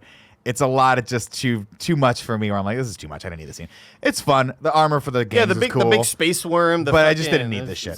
This is the first scene in this movie that I'm like, this isn't perfectly Star Wars. Yeah. Yeah. But I will say this. I think we're maybe at this point 45 or 50 minutes into the movie. And unlike the prequels, we've already had 5 action scenes, which is great. Yeah. This movie just keeps fucking moving along. They're like, right when it gets boring, you know what we're going to do? Jump on the Millennium Falcon and take this motherfucker out of the hangar at light speed. Yeah. You're going to do what? Which is Also, they waste the entire cast from the raid in this scene. I think it's cool that they're just in a Star Wars movie, and I'm sure that's what they felt. But they could have been used in a really cool. The entire action cast for what? of The Raid. The raid. The action movie. Oh, is that what They the were the Concha gangs. Club was? Yeah. Oh, that's cool. I didn't know that. J.J. Abrams stuck in cameos from plenty of high-profile Star Wars fans and alumni alike, most of them obscured by latex, CGI, or a stormtrooper helmet. Those included Simon Pegg as Ungar, the junk dealer on Jakku, Daniel Craig as a stormtrooper at Starkiller Base, so cool. Oscar-winning composer Michael Giacchino as stormtrooper, Warwick Davis as an alien at Maz Kanata's castle. Others simply contributed the voice, such as Kevin Smith and Ewan McGregor, and also the cast of The Raid. Barrett, what did Han Solo call Kanji Club? Did he say because first he's talking to the one crew Right. before Kanji Club's right? He's like, "Don't believe those little freaks." I forgot the exact line. He's- something like that. little something, and it made me laugh a lot. So funny. It takes it out. Balatik calls it for the First Order and says, "Hey, that droid you're looking for is the Millennium Falcon." Back on the new Death Star over in Starkiller Base, Hux and Kylo talk to Snoke, and they said, "Let's use the weapon to destroy the Republic. If we destroy the government that supports the Resistance, we can stop them before they find Luke Skywalker." And Snoke's like, "Great plan. You guys." By are the doing way, real great." is this the first reveal that they're on a Death Star? Yes. It's weird. Yeah. It kind of comes out of nowhere, and Yeah. I wish it didn't. I wish too. we just saw them on the base and never saw the weapon at all, and the planets just blew up, and they were like, where did that come from? Because the idea of Starkiller Base, that it sucks all the energy out of a star, is so cool, but it's just The way they use it here is so anticlimactic. It's wasted, unfortunately. Snoke orders preparations and then asks Kylo if he's felt the awakening. There's been an awakening. Have you felt it too? And he's like, I have felt it, man. And it is a cute 5'7" brunette. What's up? I'm going to try to force call her a little bit later. You know what I mean? Slide into her Force DMs, as they say.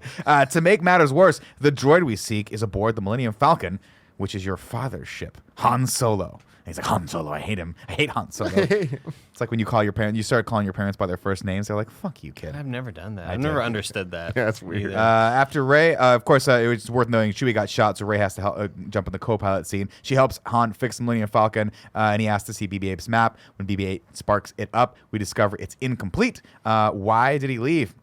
And Han goes, he was training a new generation of Jedi, but one boy, an apprentice, turned against him and destroyed it all. Luke felt responsible and walked away from everything. People who knew him best think he went looking for the first Jedi temple. That sounds really cool. Are we ever going to explore that? Not really. The Jedi were real? Question mark.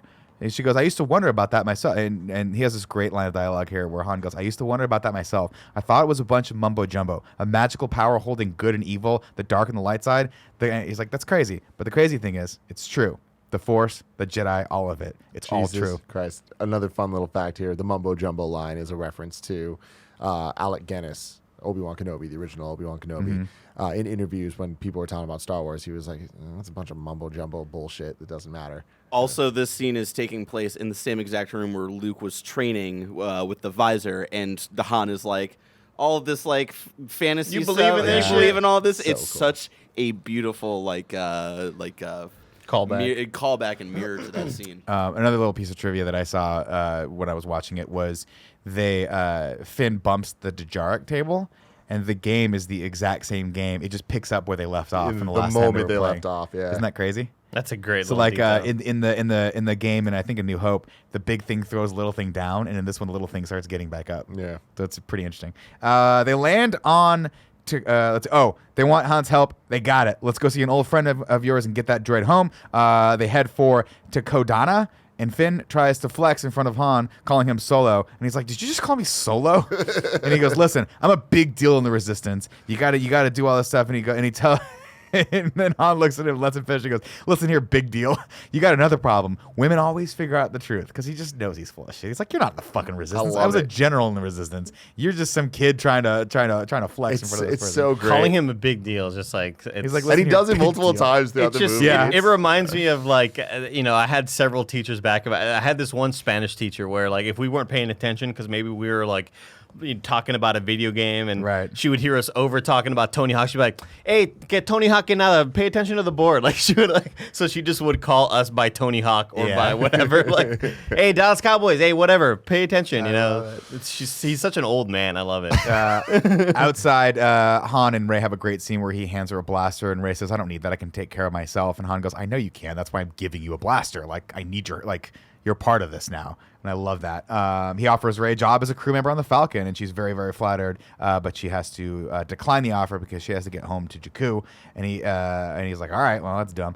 He takes them to see, of course, Maz Kanata, who does not appreciate Han being there at first, but thankfully, Where's my boyfriend? she really likes that Wookiee.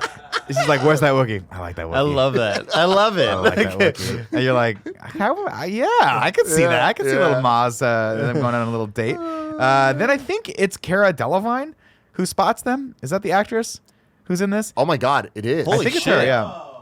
And I think, Whoa. which is weird, but I think she spots them and calls in the First Order, and then some other droid calls in everyone calls in the First Order. No. One calls the Resistance. Oh, one calls the Resistance. Yeah. Yeah. Oh, That's she calls why the First Order. Resistance knows to That makes more The sense. little droid with like obviously like just like a shock mic kind of thing for Yeah. It's cool. Yeah, that's totally her. Holy Wow, shit. that's really crazy. I would have never Yeah, thought no, that. wow, good call, Nick. When the news first leaked that Lupita Nyong'o was going to be in this Fucking movie, love I was really stoked. I kind of don't like that she was just a CG character. Yeah, I wish she was Yeah, in the movie. same. Yeah. I just feel like she has a great like on camera presence. But I also didn't love that Maz Kanata was CG in general. I thought that was a mistake.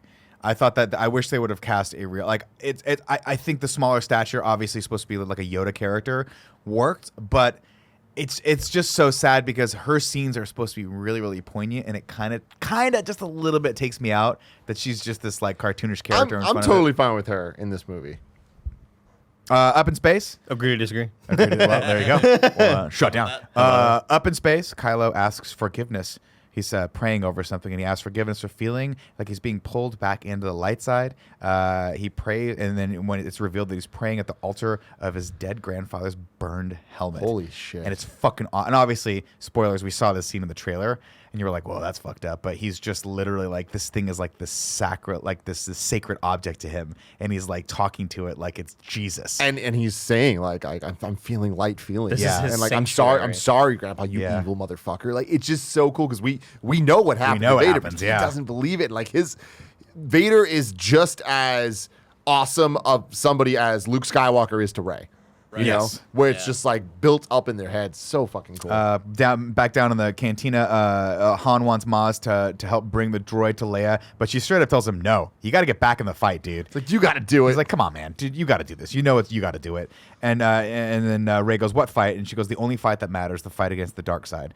Finn tells her she's bonkers. There's no winning against the First Order. And Maz calls him out for wanting to run. She's like, I've seen a lot of the same eyes in a lot of people, and you got the eyes of someone that wants to run, which is a cool line. He's like, yeah, fuck, I want to run. I want to get the hell out of here. And she goes, go over to those guys over there. They'll trade work for transport out to the Outer Rims. And he gets up and goes. And Rey's like, what the fuck is going on?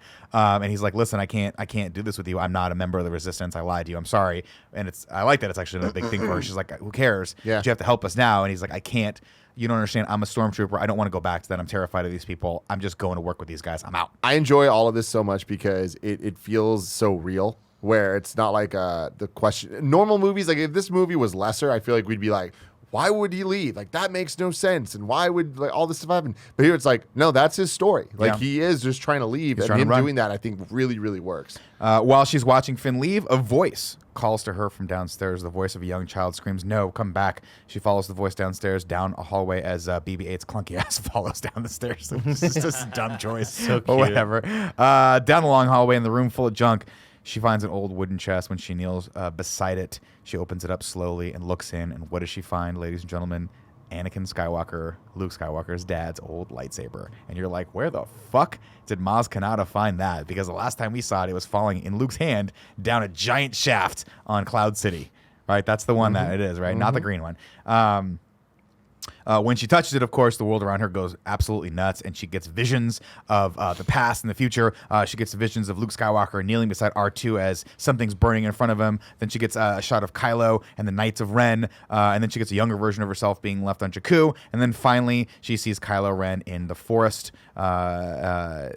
Maz, of course, not when she comes out of the visions. Maz tells her the lightsaber was Luke's and his father's before him, and I fucking love that line because she goes, "That was Luke Skywalker's lightsaber and his father before him." And of course, it's reminiscent of the moment where he goes, I'm a "I am a Jedi. Jedi, like my father before me." So fucking cool. Rey says, "I got to get back to Jakku." Maz tells her, "You go." Well, hits her with some fucking truth. She says, "You already know the truth. Whoever you're waiting for isn't coming back. The belonging you seek is not behind you, but ahead of you. Take Luke's lightsaber and let the Force guide you." And she goes, "I don't want that damn thing. I ain't touching it ever again. It made me trip balls." And she runs out into the forest. Really quick, I just love this scene because it's that whole vision is also related to what Maz is telling her of like one of her first memories is her being left on the Jakku and stuff, of showing why she has stayed there for so long, but then also showing her like kind of bits and pieces of history that showing her this greater quest that she is similarly like destined to be a part of. I really love that, and I love that it ends with Obi-Wan saying, "These are your first steps." Yeah, that was cool. So cool. That was cool. And it's good because he obviously, like, one of the arguments we had about the prequels was that things would just come up. People go, okay. And this one she goes, no, I'm denying this, right? Yeah. You have to have the character push that away. They can't just accept it right off the bat. This is a huge, huge, huge thing for her that she has to wrap her head around. Over on Starkiller Base, General Hux gives a really generic speech in front of troops like old school Nazis about ending the Senate and the Republic, and none of that really matters because we haven't seen the current state of the Republic and the Senate. We have no real idea why anyone's doing any of this stuff, or why the Republic doesn't have a fucking massive army to quell the First Order's uprising. Why is there a resistance in the first place? Why not a galactic army run by the Supreme Chancellor and the delegates of 10,000 star systems in the Republic? How did they allow the First Order to pop in the first place? Why is any of this happening? We don't know. Doesn't matter. Because he goes, This is one of the only scenes I think that we saw in the trailer that was better in the trailer than it was in Yes. the movie. Yeah. Because I totally agree. It's like when we first saw all of them together, it's like, holy shit, this is about to be some sound real, effect is awesome. real dark stuff. But then it's like, what are you talking about? Stop. The big problem I have with this is that he starts spouting off things about the Republic and the Senate and how they're all traitors because they've allowed this resistance to come up against them, and you're like, that doesn't make any sense. How? If We have no context. we have for, no like, context for yeah. what the It's the current only state of mention the of any of Republic this. is, Yeah. right? And so the problem is, if the Republic is still in the same state of disrepair that it was in 30 years ago, that basically means that everything that Luke and Leia and Han did in the original trilogy don't fucking matter. And that's my really sort of a big bone of contention I have with the new trilogy, is that like it just kind of goes, y'all did a bunch of shit, cool, it didn't matter, because guess what, 30 years later Leia's still the leader of this ragtag band of rebels, and the Senate is still corrupt and shitty, and they allowed the First Order to happen, so nothing really changed. It's really sad. And on top of that, I feel not just the original trilogy, I feel like the prequel trilogy as well, like for obviously it has a lot of flaws, but it introduced cool things like Coruscant. And it's weird when we see Starkiller Base blow up a bunch of planets, and there's one that looks like Coruscant, but it's not. But it's not Coruscant. And it's like, if it was, at least we would have been like, oh, fuck, shit. that was the main We place. understand. Like we yeah, get it. We have. it's weird. No, it's, really oh no! quick- A red laser is coming towards our planet of Coruscant. They should have thrown in that line of dialogue. Really quick, I know it's not super related, but it's kind of related. I wish Battlefront 2's story was actually about the founding of the First Order, because that seems like what they were building up to be, great. and it would have been cool. Nick, just for you though, Yeah. Battlefront 2. This is canon, not movie spoiler here. There's a chapter in Battlefront 2's campaign that takes place at Maz Kanata's castle. You're but- Luke and you're hitting big alien bugs. but it's after that, years before, like closer to Jedi than to this, and it's Han Solo young, but he has a beard. Yeah. oh, cool. Yeah. It's I really respect that. weird. It's really, even in the game, it looks like it's glued on. Yeah. It's really fucking So it's like a weird. Ewan McGregor's is it a wig. beard? I don't know. Of course, then they fire off the Star Killer weapon and are standing way too close to it and probably all get cancer and die 30 years from now. The beam splits into a bunch of smaller beams which destroy a handful of planets. And again, I wonder why any of this makes any difference to the Republic that has literally thousands of planets and trillions of people in it. We have no context for why these 5 planets are super important, and so we don't care when they get unfortunate. destroyed. And it's really, I thought really it was just is. a flex. No, they were trying. They said, and I quote, "We're going to destroy the Republic right now, like the place that because if the Republic is destroyed, then the Resistance will have no support. The Republic is basically funding. We're trying to get. I think they're trying to get across that the Republic is funding the Resistance, and the Resistance is trying to take over the First Order. Even though we don't." Like in my brain, I'm like, why wouldn't the Resistance or the Republic have a fucking massive army that is going up against this First Order? Why is the First Order the Empire? I don't understand any of this. Like, you know what I mean? Yeah. Like, it would have been really cooler if there was no Resistance, if Leia was literally the leader of the Republic army not a and had to, resistance, it's a and the First republic. Order was the Resistance. The First Order was like this uprising made a terrorist lot more group sense. that just took over and is now trying, and it's a big ass galactic war again. But instead, Leia's like, man, I've been on this shit for fucking I'm exhausted. 30 years. Yeah. I'm tired of doing the shoestring budget bullshit. You know, it doesn't make any sense. Anyway, let's see. Maz gives Finn Luke's lightsaber as the First Order attacks. Hey, why not fire up the beam and just destroy this planet too, right? I mean, that would have been smart, but I guess we have to wait for it to recharge with another sun. Anyway, stormtroopers attack, and Rey shoots a couple of them. Well, they're and trying to get the droid, right? Yeah, but there was a moment where Snoke goes like, "Don't, if we can't get the droid, just destroy it." Like if we can't get to Luke, like just destroy it so they can't get to Luke either. So you figure like, why not just blow this planet up? I don't know. Yeah. I But of do course, love the- Kylo doesn't want that to happen because Kylo wants to find Luke. 'cause I that's do the love the visuals though, like of just all the planets getting blown up. I think it's really cool sound design and like the some of the planets, how large they are compared to the actual beam is like staggering. It's really scary. It's terrifying, and I wish it was. I wish it meant more, yeah. So, for instance, there's a moment in the 2009 Star Trek where they blow up Vulcan, right? And that is very, very impactful, especially if you're a Star Trek fan, because they've destroyed one of the key planets of the Federation. But also, like, the main characters are on the planet while it's happening, Yes, and it including is like, Spock's mom, But I mean, Yeah. even A New Hope, who is though, Winona Alderaan. Ryder, who we always will love because she was in Beetlejuice. oh my versus god, Alien. I forgot that was Winona Ryder. Take a fucking Holy second, bro. shit. Take a second. Take a second, everybody. Because she comes back. Chad, in, be cool and take a second. Just okay? take a second. And and that made sense because it's Spock's home planet and Spock's there and he's watching it and it's very impactful. And this we just get a bunch of people who are like, oh no, and you're like, are they good or bad? Who cares? Let's see. Also, at this point, why not just give them BB-8? We already have the thumb drive. Just hand it over and be like, here you go. Here's the droid you were looking for. Don't kill everyone else. Finn asks Maz for a weapon, and Maz tells me he already has one. The goddamn lightsaber. So he goes, cool. I've never trained with this thing anyway. I'll just fire it up. And feeling the power of the Force running through, the power of the relic, he just starts fucking housing stormtroopers. Boom, boom, boom. Kills them all. Right? Oh, I'm feeling this. Well, and then who should stop him? Phasma. No, it's not Phasma. It's just a random-ass stormtrooper with a random-ass anti-lightsaber weapon that we have never seen before, and it makes no sense why he has this thing. This moment's fucking awesome, man. It's cool, but the it's moment's useless. awesome, but it is very weird of like, why does he have an anti-Jedi thing? Like, why would they use that? Why would they need that? They have blasters. They're not here to take Like, why are prisoners. They're killing stormtroopers everyone. equipped with anti-lightsaber equipment? It's basically like having a don't know, taser, because you're like, oh, I'm just going to take someone, but it's like they're It's just killers. like a weird cool baton that happens to be useful against lightsabers. That's how I I see don't it. But it's Very that moment convenient. is just a fucking like meme moment's in like cool. in the community where it's that character has an official name where it's Traitor. TR8R. And I fucking love it because all Traitor. he says is traitor.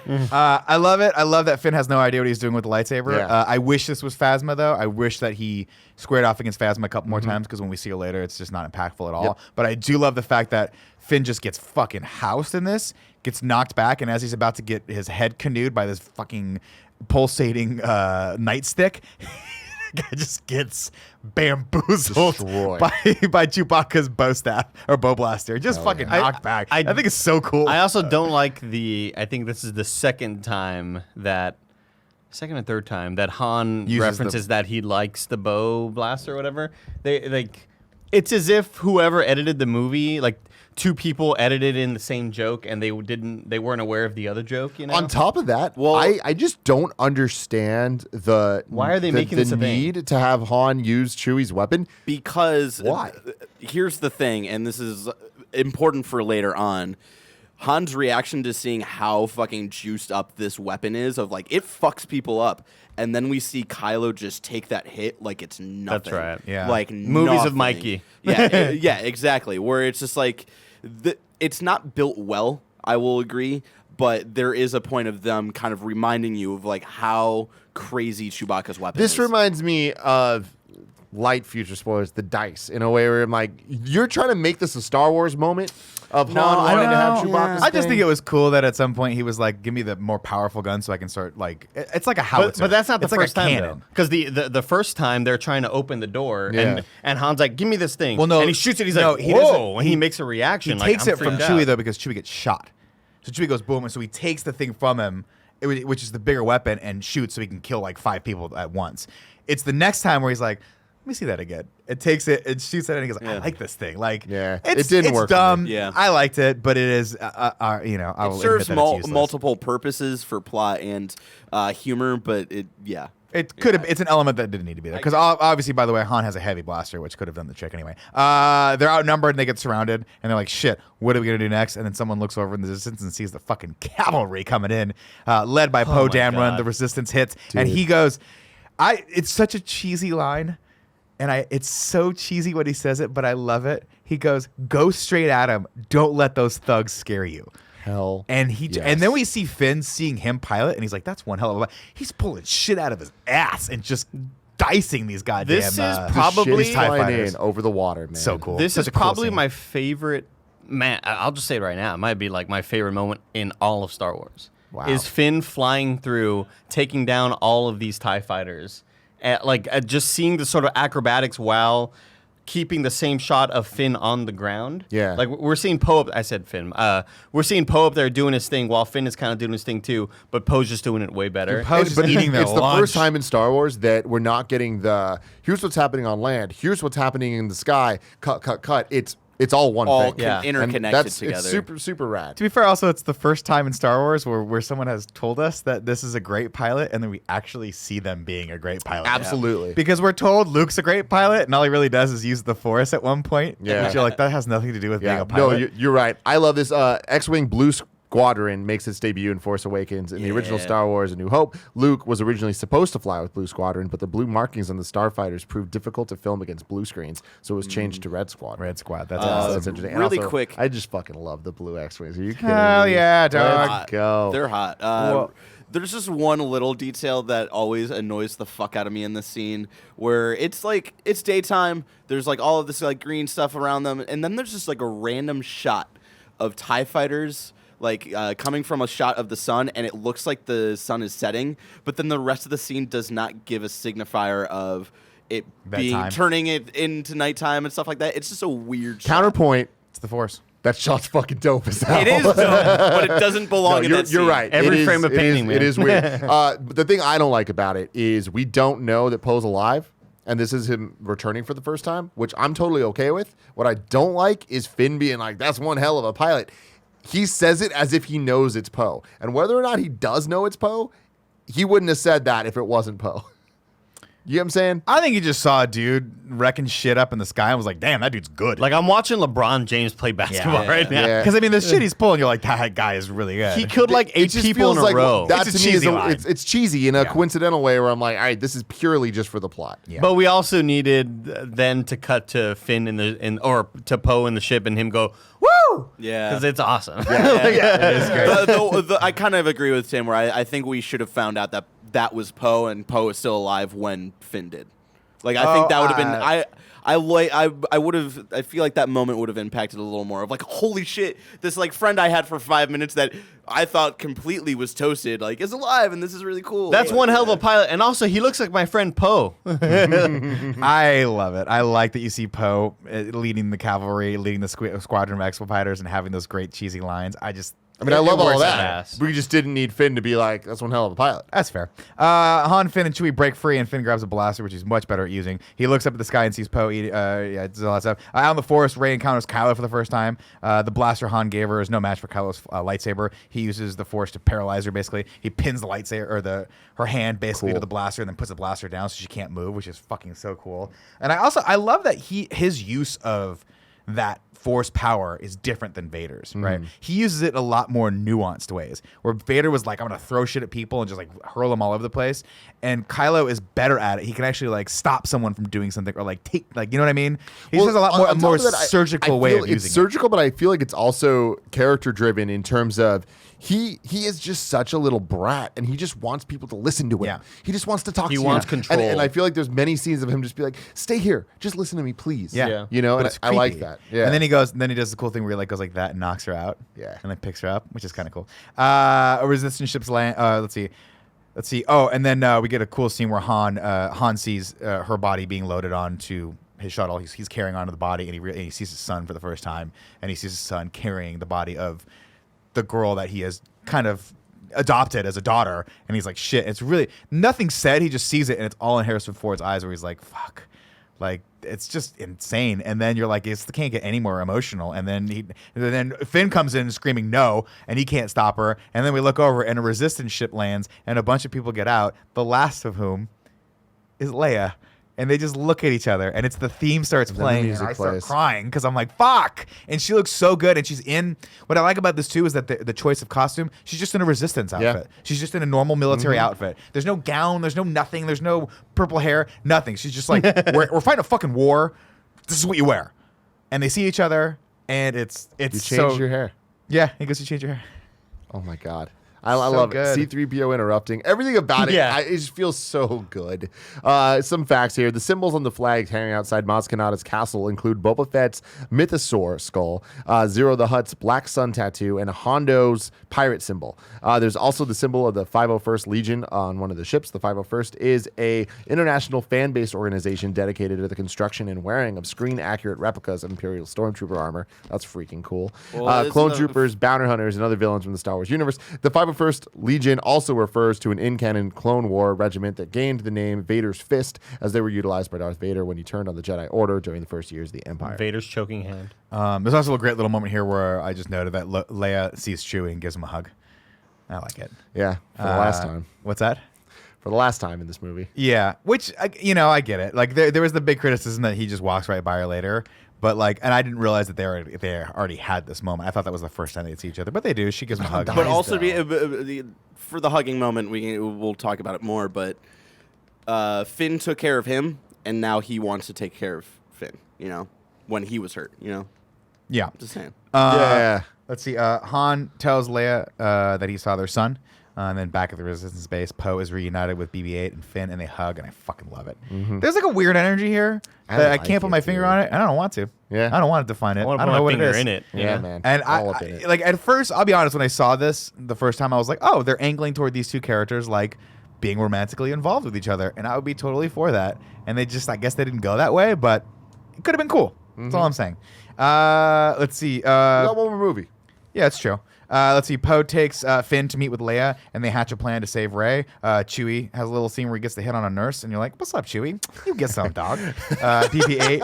I love that that's what you take from that scene. Well, because he's like flexing. He's like, rah, rah. She's like, "Oh, that sounded very scary." sounded very And he's trying to scary. impress her. He's like, "What's up, nurse?" No, What I you doing thought she later?" was talking to him more like a child. Like I enjoyed like, oh, you made a dinosaur drawing. Very cool. Like You know what? Potato. That's how you saw it. That's how I see it. Chewie got to get some. Chewie got to put a mini Wookiee into the back of that little Millennium Okay, Falcon. just Leia and Han have a great scene where they talk about Kylo, and they start playing the fucking theme again, and it kills me. BB-8 finds R2, which he's been in low power mode ever since Luke went away. Why? I have no idea. He probably has the missing part of the map, too. Too bad we can't fire him up. He's only a fucking android. Like, we can't just hook him up to a new USB port. Let's go. Guess not. Guess R2-D2 can shut himself down, and no one can turn him on. They have USB in the C in the future. Oh, that's a hard Yeah, part. he's Thunderbolt. he's They the talk, printer one. Leia and Han talk about how it was Snoke's fault. Snoke seduced our son to the dark side, but we can still save him. If Luke couldn't reach him, how could I? Asks Han, and she goes, "Because Luke is a Jedi. You're his father." You're his father. And then she goes, "There is still light in him. I know it," and that's so good. I mean, it's not like there's still good in him, but she says there's still light in him. Is this when she says, "Bring him back"? Yeah, bring him back. Oh my God. Rey wakes up in the torture chamber over on Starkiller Base, and Kylo's there. He's been watching her sleep. Not creepy at all. He takes his mask off, and he is hot, but in that sort of like loner damaged kind of way, like the kind of guy that wants you to know that he's got emotional scars because he tells you I've got emotional scars. Dude, That's I funny. In I my love theater, Adam my Driver, theater man. laughed. Yeah. When he took off the mask, there was like a couple of women that he's were weird. like, He's weird 'cause he's looking. kind I of love goofy his, looking. I love his look. Interesting. I Yeah, like it's great casting for the past movies as well, where he kind of looks like a combination. Like his hair is like very 70s, like wavy almost, like Han's back in the day. It also kind of looks like Anakin's in Yeah. a way, where it's Hayden good. Christensen's, yeah. It's good family casting. You know? I love Adam Driver. I think he's great. I think he's great in this role. I love everything about it. I think they nailed the fact that it is kind of creepy and he's trying to be. Maybe he's trying to be sexy, but he's not nailing it. It's perfect for the character. He sees, of course, into Rey's thoughts. He sees how lonely she was on Jakku, how Han is the father she never had. But when he presses her harder to find the map, it backfires, and she acclimates into his mind. But I love that even the like Han, like it's the father you never had. Hey, it's not that great. Yeah. Such a good line. And she sees into his brain, just like Harry did to Voldemort, and he's afraid he'll never be as strong as Darth Vader. And then he's like, "What?" And then Hux and Kylo meet with Snoke, and Snoke wants Rey brought to him. Also, they track the resistance to the Millennium system and prepare the weapon. We're gonna go kill them now. Rey. And then is by herself, and she realizes that there's a stormtrooper behind her. So she goes, "Fuck it, I'm gonna use this old Jedi mind trip and try that." And she goes, "You're gonna release me from my chains and let me go or leave the door open." And he goes, and it's great because he's at first like, "I'm gonna fucking tighten those chains and beat your ass, rebel scum." And if you don't realize who this is, it's amazing because that's Daniel Craig. And I love it so much. And then she centers herself and really feels the force and says it again. And he goes, "I'm going to release you from this and leave the door open." And as he's walking out, she goes, "Oh, drop your weapon." He goes, "And I'll drop my weapon." He drops it. So it's The story apparently great goes comedic timing that he there. was filming Spectre, I think, or Skyfall was it Spectre? On the set, on one of the lots adjacent to it, and just popped over because he's a Star Wars fan. And JJ's like, "You want to be in the scene?" And I like to believe that's exactly how it went. That's so in my cool. brain. Rey, of course, gets free. Kylo finds the torture room empty and has a fucking conniption fit. And I love this comedic beat where two stormtroopers around the corner go, "Nope," and they just walk the other way. It's so good. Back at the Resistance, we learn that Starkiller Base is bigger than I hate this whole scene. A Starkiller Base, it's like a Death Star. No, it's not. It's bigger, and they literally show you how big the Death Star is and how big Starkiller Base is. And you're like, what does it matter? The Death Star had could destroy a planet. It doesn't get much worse than that. It's going to destroy multiple planets. Who cares? I don't hate all of this stuff. The only thing I'm really confused about Starkiller Planet, and I was telling you, Tim, can it fly around? It must have to because it has because to it get has close to to a star. it has to get close to stars. It's that concept to me is confusing. It's a little The rest wacky. of it is like, all right, this is dumb space stuff. Maybe it has a whatever. big hyperdrive, like 5 times bigger. I mean, it must, right? But it doesn't matter because this band of resistance has learned from the rebels before them. They're like, we got the ability to pull a fucking quick plan out of our asses. How do we kill this thing? This kid Finn was on there for a while. He must know in-depth schematics because he was a structural I used engineer. To shoot some fucking Branson. This kid talking about Tatooine again. Fucking alright. Just to be easy. I hate this part. Okay, Yep. Finn is a stormtrooper. He has one job: sit in a fucking barracks until he has to go kill things. He would not have any inkling how the mechanics of this vastly intricate fucking Death Star work. He's not a structural engineer. He's not a mechanical engineer. He's not anything. He's a not a janitor. scientist at all. He worked in the sanitation department, evidently, which is stupid anyway, because they wouldn't have a fucking stormtrooper working in sanitation. They'd have a sanitation guy doing that. I don't like anything about this. It's rushed. It's stupid. They should have kept all of this for the MacGuffin and the main thing they had to overcome in episode 2, and they should have failed miserably at doing that. And then Starkiller Base could have been blown up in episode 9. Anyway, they figured out they're like, there's an oscillator that if we blow up, it'll fucking blow up the whole planet. Cool. Why not? Cool. Let's go after that. Whatever. How are we gonna get past the shields? Leave that to me. I'm Han Solo. I'll figure it out.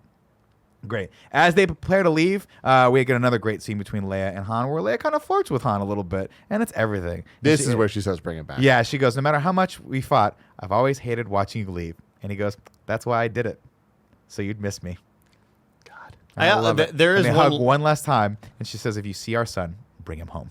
There is one line between them that I didn't like, and I think it was a little bit prior to this moment where he says something to the effect of like, her response is essentially, and don't bring up that time on the Death Star. Yeah. Like it was such a. It reminds me a little bit too much of the prequels where they only remember the last movie. Yeah.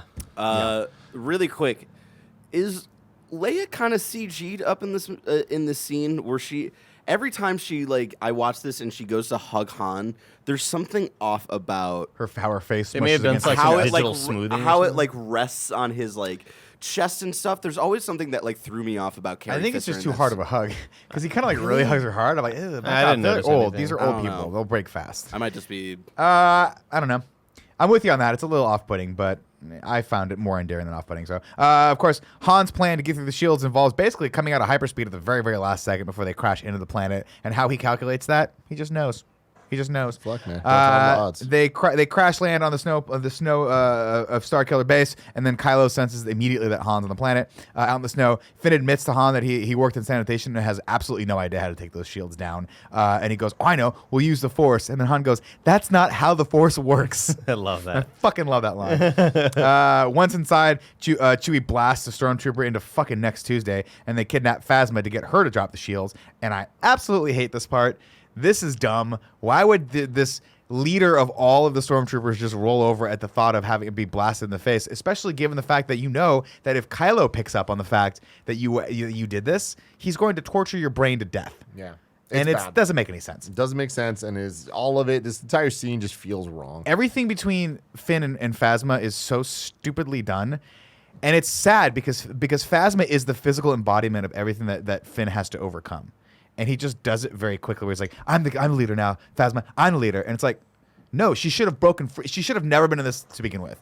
He should have just been like, I know where the shield controls are. We'll go take that down and we'll do it subtly. Also, why wouldn't people just turn the fucking shields back on? There's not someone up in the bridge that's like, hey, I think the shields are off. Can you check that? And Andy's like, yeah, hold on a sec.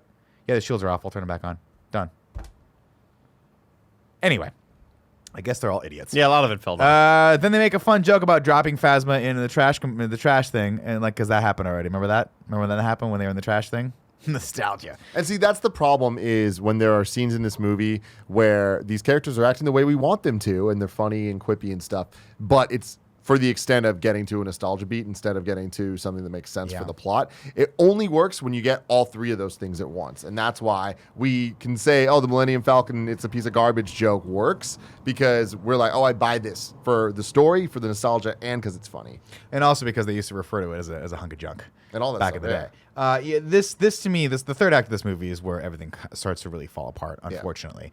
It's not that it's bad, it's just that it's very rushed. It's fine. You know, let's take a beat from Return of the Jedi, where there are people fighting a space battle trying to get inside of the second Death Star because the shields are still up and they're dying. And if Han and Leia don't figure out a way to get that goddamn shield generator down, Lando and everyone else up there, all their friends are fucking dead. Meanwhile, Luke is sitting in the throne room, powerless to watch that.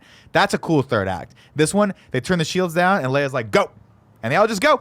And they start doing attack runs on this oscillator, and they're like, it's not powerful enough. But and they're kind of dying, but not really. And you're like, all right, whatever. Anyway, It's very hard to tell like whether they're winning or losing through a lot of this. and also it's just there doesn't seem to be the biggest problem I have with this is that there's no real ticking clock. They say at one point, oh, the sun, as soon as the sun goes down, like as soon as the machine is done sucking all the sun's energy, when it turns to darkness, symbolism, I get it. The weapon will be ready to use and will go. But it's like it's not as impactful as in A New Hope, where they're like, we're going to be in range in 10 minutes, and there's a literal ticking clock, 5 minutes, 2 minutes until we can blow up the planet they're on, right? No, it wasn't Alderaan. It was you know what I mean.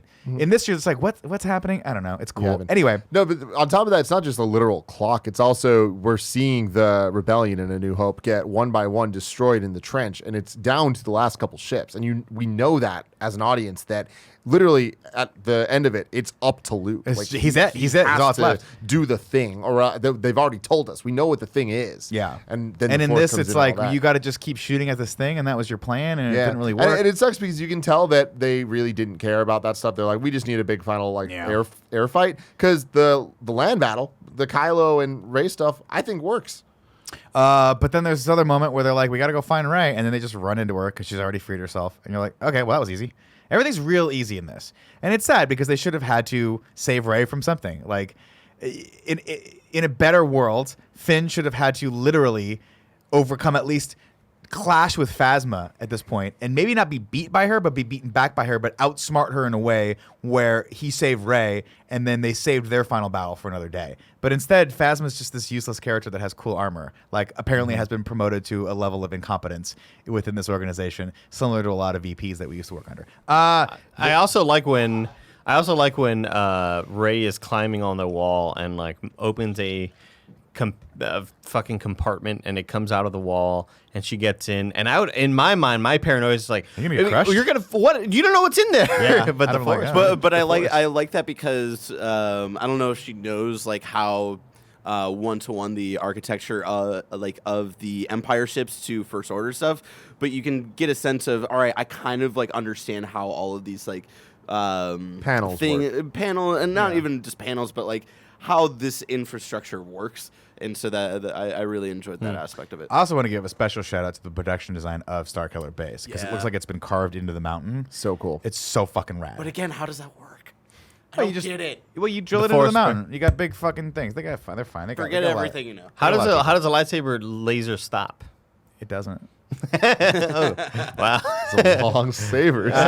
When they get outside, of course, Han looks up and goes, wow, the fleet's really not getting it done. Luckily, Chewie has a bag of explosives that he's been carrying since Return of the Jedi. The last time they had to blow up a shield generator, he's like, I got that bag still. There's a lot in there. It's like how Kevin stores shit in the back. They were like, we're never going to use it again. And then I go, we're never going to use it. Let's throw it out. And then we have to use it again. I eat my fucking words. I hate it. Han spots Kylo as he's crossing this. So they head in anyway, start planning these cool thermal detonator looking devices, but they're like smoother. Like everything's smoother in this. What do I think it's called? Smoothie. And then, of course, Han spots Kylo crossing a massive bridge, and he calls out to him, but instead of calling him Kylo, he calls him Ben. And I know you don't like this, Tim, but this No, it's gets not me- that I don't like this it. gets me right in the fucking heart. I love it. It gets me in the heart. It's just when you think about it for 2 seconds, it makes absolutely but I mean, if no you're gonna sense. name your kid something, you go, let's name him after that guy that was like a general in the army then and helped name save him us. Obi-Wan. or Luke. His name's Obi-Wan. Ben was a weird name he pretended to be that Han never even knew. But his friends called him Ben. Leia never even knew. He was known at the local watering hole as Ben. You know. The watering hole that Han had nothing to do with. Anyway. I like to think because Luke knew Obi-Wan as Ben for most of his life, that when they were trying to come up with baby names, Luke might have been like, I kind of like Ben, and they're like, oh, that name actually sticks. No, it's Which like is how how people- most fucking baby names come up. It's like it's like how people name their kids stupid names like Andy. I'm not saying that it's like inconceivable that they would name him Ben. I'm just Yeah. saying that like it hits me, but then I'm like, it shouldn't hit me. That shouldn't work. We have a And it "You're does Wrong," that. by the way. That was not Cara Delevingne. It wasn't? It was an actress named Anna Brewster. I think it's just the eyebrows are so thick. Okay. Damn. I was convinced. We pulled up Thank the you. picture. So I thought it was Cara Delevingne. I We thought pulled that was up the picture, man. It was her. That's from Arvel Krynid. Thank All right, you, thank you, Arvel. Arvel Krynen. Anyway, he tries to talk some sense into his son. He says Snoke is using you for your power. And then he goes, it's too late. And he goes, it's not too late, man. I can help you. And he goes, I'm being torn apart. I want to be free of this pain. I know what I have to do, but I don't have the strength to do it. And I you love his think- acting. Yeah, you think he's talking about trying to break free from the dark side, but he's not. He's talking about eliminating all the light from him, which means that he says, Leave the past will behind. you help me? Kill it if you have to. Will you help me? And Han says, yes, anything. And Kylo hands him the lightsaber, and as he does it, he has that moment where Han goes to grab it, and he won't let him And the take music it. cue changes. And the music cue changes, and you're like, oh, fuck. And he just lights it up and stabs Han right through the chest. And I'm like, you little motherfucker. I was bawling in the theater. Oh, I hated it. And the saddest fucking thing of all, and the perfect bit of direction, is that Han literally reaches out and touches his son's face and then falls to his death. Like the last thing he does is just touch him one more time. And I love it because it feels so not Han. That motion, you know, and I think that it's so powerful that his last thing was, I'm not trying to be a cool guy. We've also never seen him love like it. be a father. I'm trying You to be know? a dad It's right fucking now. awesome. Yeah, And he also does that, obviously, another little piece of good storytelling is that, or visual storytelling is that as he's doing that, the sun is going dark outside. So Yeah. the weapon is fully powered up.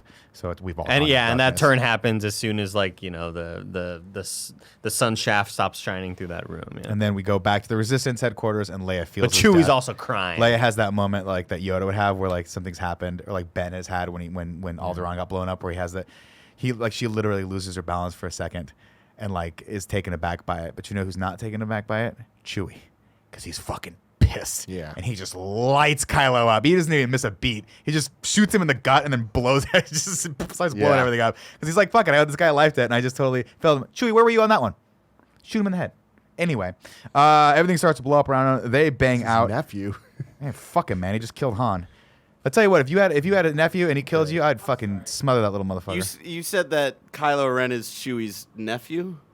Well, like, you know how like your parents have friends and you call them uncle and if I aunt? have a kid, it's gonna be the Uncle way the way you stated it, it was just like, do you think that Chewie and Han are brothers? Nah, I Tim, got do it. I need to explain this to you? They're brothers in the You fact know what I'm that saying? Yeah, not anyway. literal. The oscillator is damaged, but it's still functional. Rey and Finn make their way toward the Falcon, but Kylo cuts them off. Kylo force pushes Rey into the fucking trees, and then Finn goes, "Oh no, Rey!" and just throws his blaster down for no reason. Not that it would have helped him anyway. And then runs to her side. I'm like, "What are you doing, dude? This guy's Yeah, gonna what kill are you you." doing? And then he picks up her lightsaber and says, "Fuck it, I'll take this guy out."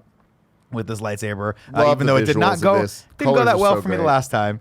And it does not go well for him this time. He gets just destroyed by Kylo, even though Kylo's like doing that cool thing where he's shot in the gut. And he's like hitting his own gut to like make it stop. Let's get the anger Yeah, going. just, like get the adrenaline I want to going. feel the pain. And I love it because he is weakened by this shot. That shot Yeah. did take a lot out of him, which is why he is able to get get got by Rey later. Anyway, But also, is this one of the first moments in Star Wars where we're actually seeing light reflect on the characters? Did that happen in the prequels? And the at all? reason is because they actually practically used lightsabers that had the colors they were supposed to be. Yeah.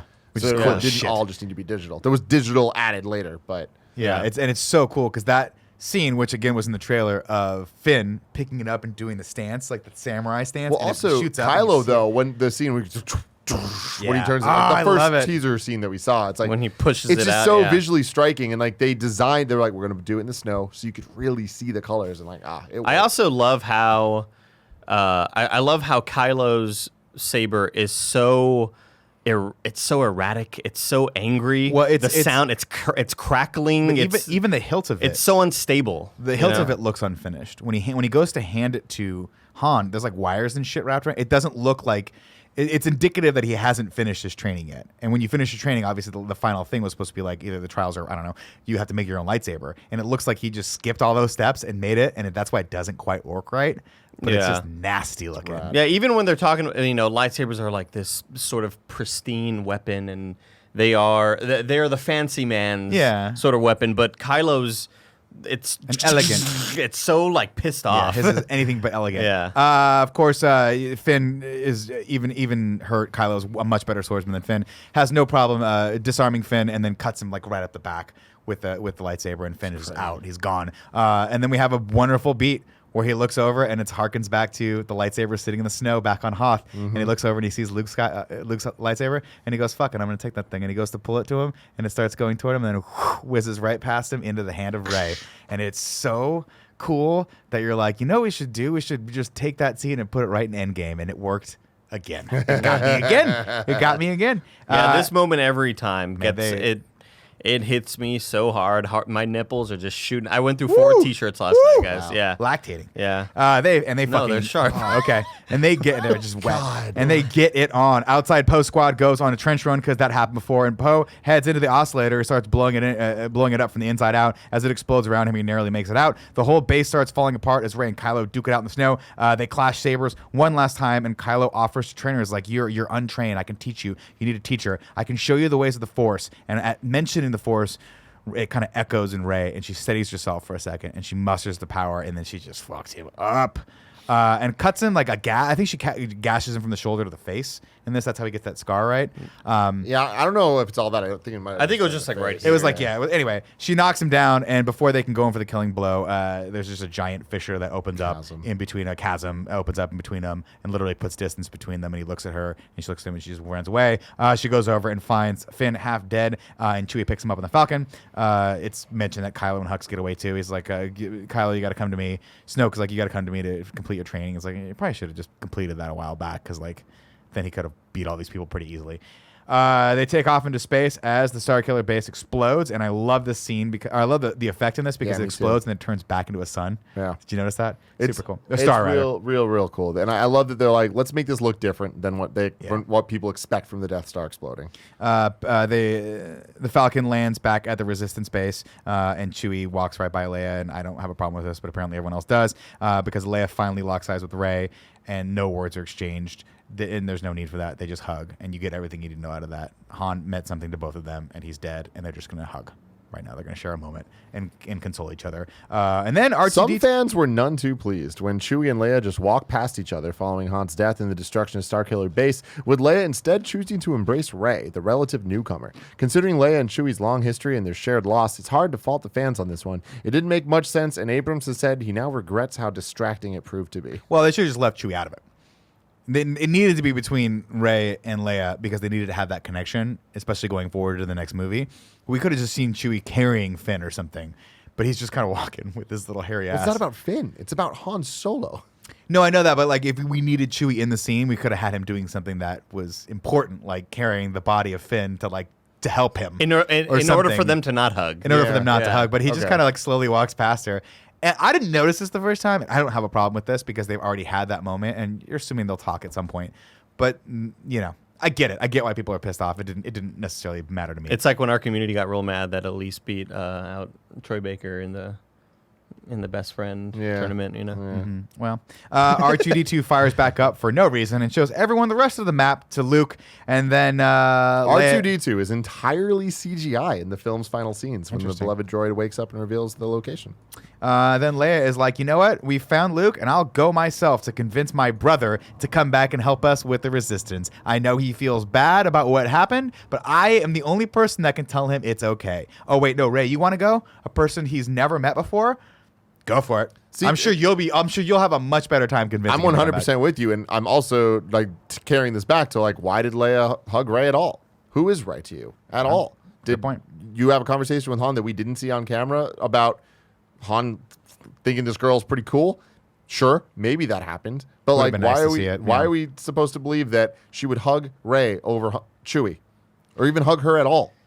I don't know. I mean, other than the only thing I can, and again, it's not in the movie, so I can't use it as an argument, but Leia does have Force powers, and I think she is aware of the dynamic of what's happening enough within her organization that she understands that Rey is. I just think that's all. I'm with that. It's equally weird, though, that then... And they've Leia also had conversations about Rey. How much... when they have to go save her, that they've had conversations about how important she is to Finn, and probably Han at some point. You have to imagine was like, this kid's like important. I like this kid, but who knows? I don't know.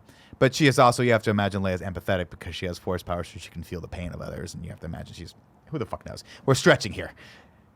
I didn't care, but whatever. People can have their problems with it. So Rey kisses Finn goodbye as he's being rehabilitated. He's still knocked out, but you have to imagine he feels that kiss. And then she boards with Chewie and R2, the Millennium Falcon, and Leia gives her the traditional parting message of a Jedi: "May the Force be with you."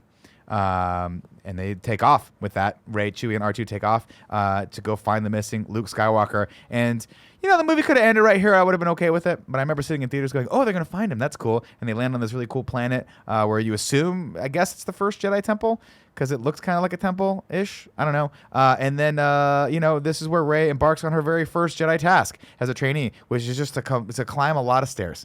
There's a lot of stairs in this one. And I love the music here because it's got that, I think it's Luke's new theme or something. I don't know what it is. It's Rey's No, it theme, and goes it back to the transitions into the theme of adventure. the Force. There you go. Of course, when she reaches the top of the island, she finally finds Luke, and he's wearing an awesome gray robe, which I thought was interesting. So it's not the traditional Jedi robe. It's not the dark side robe. It's gray. It's kind of in the middle, which I thought was pretty cool. And he has a fantastic beard, and he has a really weird look on his face. He's got milk in his mouth. He's like, Yeah. That's future spoilers, buddy. And Rey takes out his father's lightsaber out of her bag and offers it to him, and the music swells, and we hold on this shot for a really, really, really long time. we didn't need this stupid fucking helicopter shot. And Oh, then it's so And then it bad. pulls out. We get a helicopter shot, just so drone that or the whatever. music works out perfectly. And then circle white to the credits, directed by J.J. Abrams, and we're done. They should have started the Force music earlier, and then the movie should have ended on Luke. Not the worst shot, possibly one of the worst shots in Star Wars history. What was the direction there, Luke? Which is the helicopter shot. They It's may as well so put like bad, a GoPro on the lightsaber I and know, hand it and like it from like the point of view of the lightsaber. Yeah.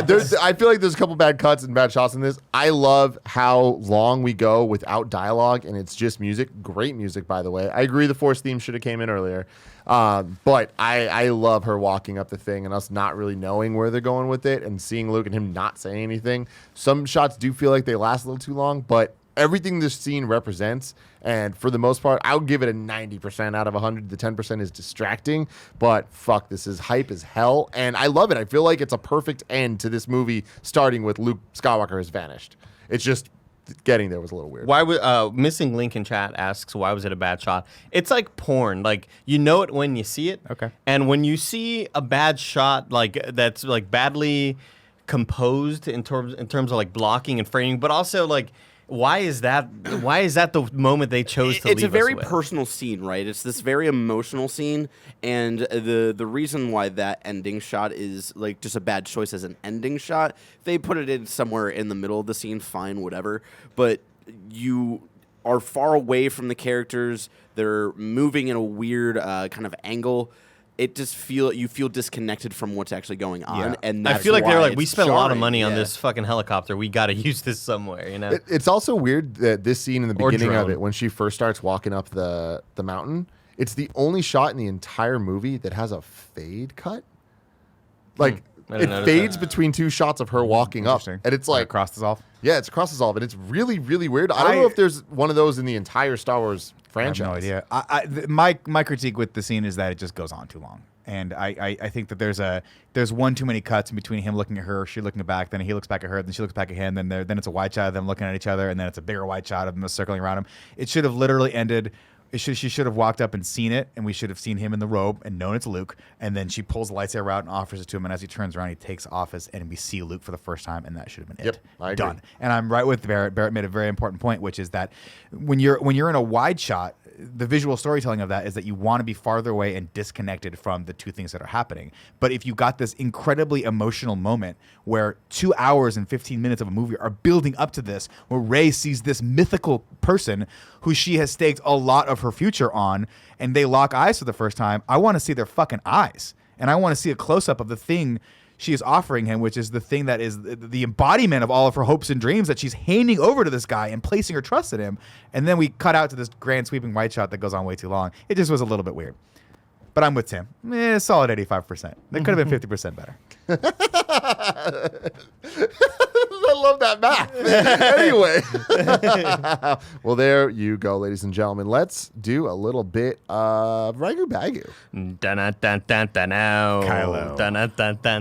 Is the best. What's up, guys? Welcome to Rad Guys Talk Bad Guys, a podcast within a podcast where we rank all of the Star Wars villains in the universe. I'm joined by the whole cast, except for Kevin. So we got the whole cast here. Right now, at the bottom of the list, we have Dooku, Jango, Annie, and CG Lucas from Episode 2. Number 3 is Sidious Vaxxer? Vader. The X is underneath the D. The X is underneath the D. Maui and Palpatine is number 4. Maybe go in and clean this up because Tarth none of this Vader makes is any number sense. 3. Vader's choking hand is number 2. And right now, Bubble Tea is number 1. Where do we put Kylo I don't know what Ren? any of these mean anymore. I'll put him at number 3. How's that? Is that weird? Underneath Vader's choking hand from Empire? Is that where it is? Yeah. I would put this at number 2 because I like we finally get to see, excluding the prequels, because the way they do this conflicting villain kind of thing is not great in those movies, but the villain being conflicted throughout this movie and getting to know him a little more, I really liked that. So here's my thing. I really like it. However, it's not just Kylo. I feel like we also need to include all Hux of and the Snoke. Star Killer stuff and the First Order. That's fair.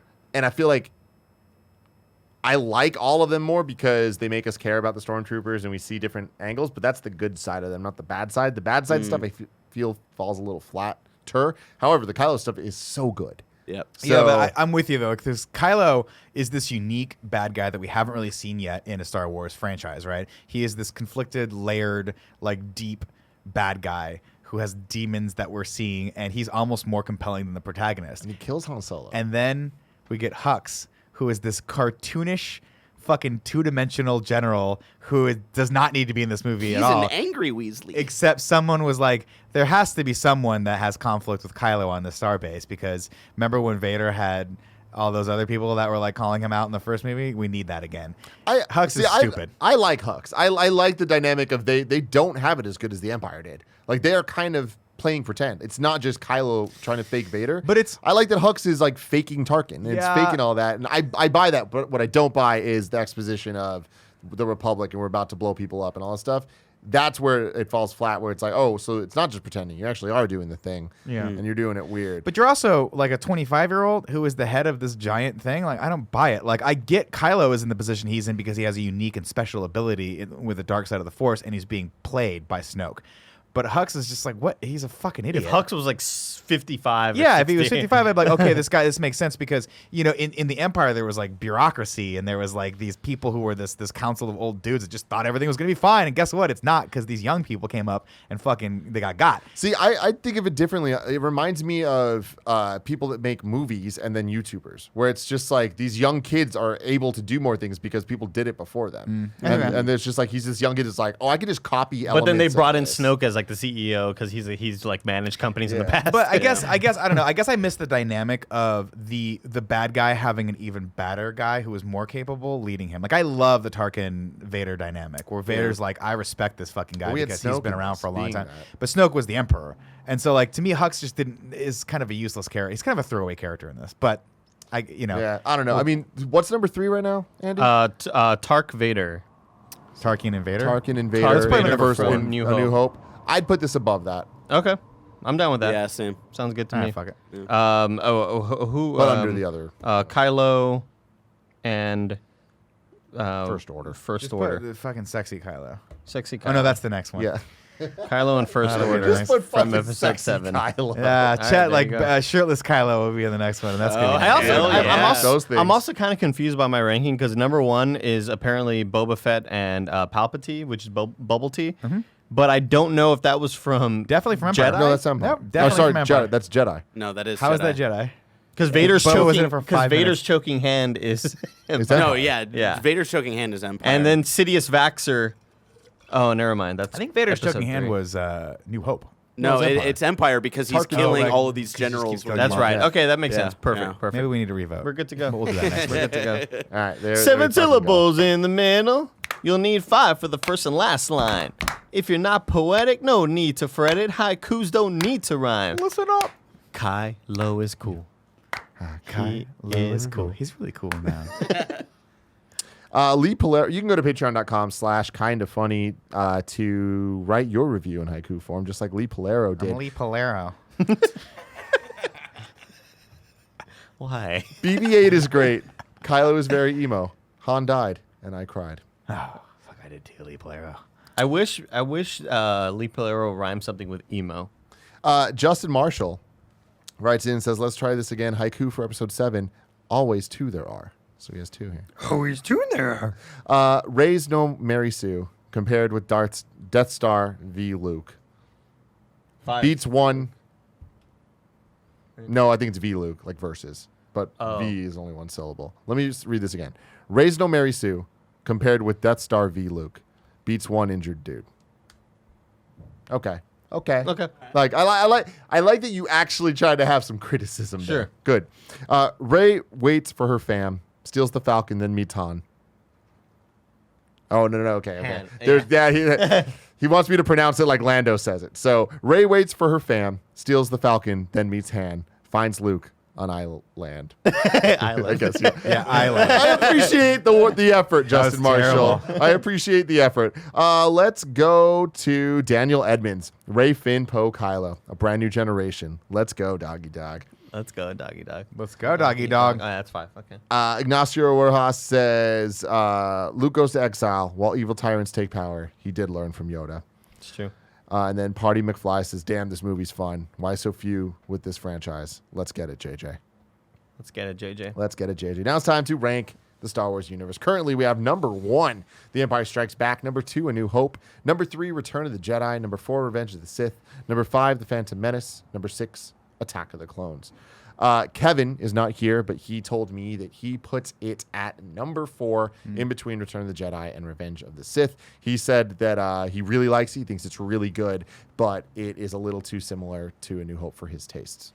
I would wholeheartedly agree. I think this movie is leaps and bounds, first off, ahead of anything the prequels, but I can't, in good conscience, put it in front of, above Return of the Jedi. I think Return of the Jedi, for all of its faults, which it had a few, is so strong because of how it wraps up Luke Skywalker's character arc. I love that there's that one moment where he's like, where he has, he's going to strike his dad down, he's going to kill his dad.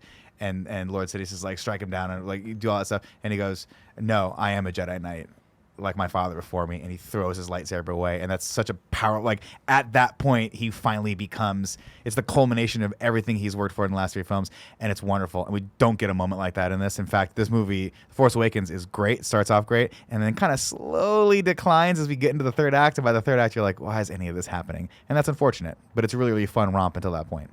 Yeah, I can't believe that I'm saying this, but I feel like watching these movies back to back to back makes me realize how good this one is, despite its flaws. And I agree with you. I think that there's no scene in the entire franchise that's as powerful or as good. And it is like why Star Wars is not just a movie franchise, it's actually fantastic filmmaking, is the throne room scene. Yeah, it's great. With the Emperor and Luke and all that stuff. And I don't think anything can ever match that. I hope something can in 9. I doubt it. But like that is just so great. It's fantastic that I feel like it really pushes Jedi up so much. But watching them and being critical, I think that it would be crazy for me to not put Force Awakens above Return of the Jedi. And I actually think that it's not above A New Hope for me because I think A New Hope is just so consistent throughout the entire thing, where this does kind of trail off. But I think it's a lot closer to New Hope than I would have ever expected. I'm going to be a little crazy horny boy too. Tim. I'm going to put this above Return of the Jedi. Because I don't think it's going to be above Return of the Jedi, but I could say this is a movie, you know, this harkens back to our MCU rankings where which is a better movie and which movie would you rather watch again and again. Right. And this is a movie that I would rather watch more than Return of the Jedi. I think A New Hope and Empire are more consistent in their storytelling, like you were mentioning. But again, someone like me who didn't really grow up watching a lot of these movies back, as a kid, I don't remember watching them a whole lot. So the lore was never really super important to me. I just cared that there were cool spaceships shooting at each other. And this movie does more of that. You know, this is the Marvelization of the Star Wars universe, and I just love what JJ did with the franchise, and he made it fun again. I thought it was such a tough task to bring back Star Wars and make it good. And yeah, this movie's just a lot more rewatchable for me, and totally agree with all your criticisms. It does trail off at the very end, but I still think everything else is so fucking strong. I mean, there's no doubt it's a fun movie, and there's no doubt that JJ directed the hell out of this, and it's got beautiful visuals and fun characters that are worth watching. But I just don't. I think it's a very, very good copy of something that was great. And to me, Return of the Jedi has faults. It's not the best of the original trilogy by any stretch of the imagination, but I think it is a very fitting third act to the original trilogy that is perfect. And like when you look at it all together, it's like, yeah, there's some things you can criticize about it. But that act. ending with Return of the Jedi, the three planes of action that are happening, it just works, and it's so fucking powerful. When Luke literally takes that lightsaber and because he knows he's not going to beat the Emperor, he just throws it away and says, "You've lost because you can't get me to turn. I'm a Jedi like my father before me." It's such a fucking in your face, like no matter how hard you try,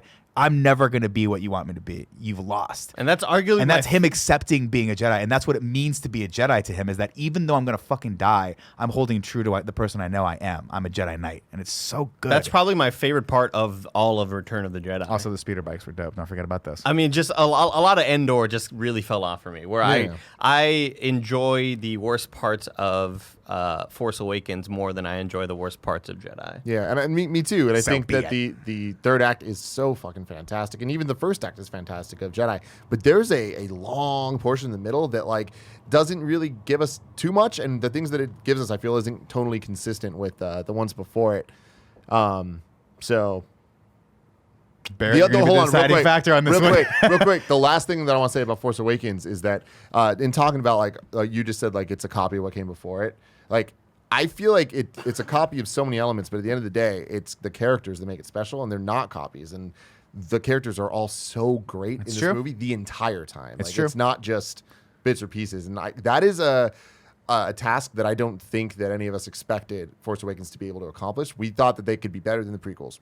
It was, obviously. But, like, they created characters that are special to us in the same way that the characters from the original trilogy are. I agree. So before this in review, I wouldn't have put this above any of the original trilogy movies. But when it was going back to Return of the Jedi, it was like, oh, there's a lot of interesting looking at it through a critical eye, right? And not just enjoying it as a Star Wars fan and whatnot. There were a lot of choices that they made throughout that movie. It was like, oh yeah, this would have been so much cooler if they did this, this, and this. And there was a lot of, they had great closure with Luke's character and Vader's character and like the wrapping up of taking down Palpatine together. But then everything else around that wasn't like, I don't think was nearly as good as what they did with Luke. And so the reason I think I will put this above Force Awakens, or put Force Awakens above Return of the Jedi, is because of how quickly they sell us on these characters, how this is kind of a copy of tropes from past Star Wars movies, but the way that the context is different and the characters are different, and the personal journeys that they are going on are way different than what they are really doing in A New Hope. And like we were saying at the very beginning of this interview, they sell us on 4 different characters in the span of like 15 minutes. And I don't think any Star Wars movie does that. And I think that's like in itself like very, very impressive. So yeah, Force Awakens is above Return of the Jedi for me.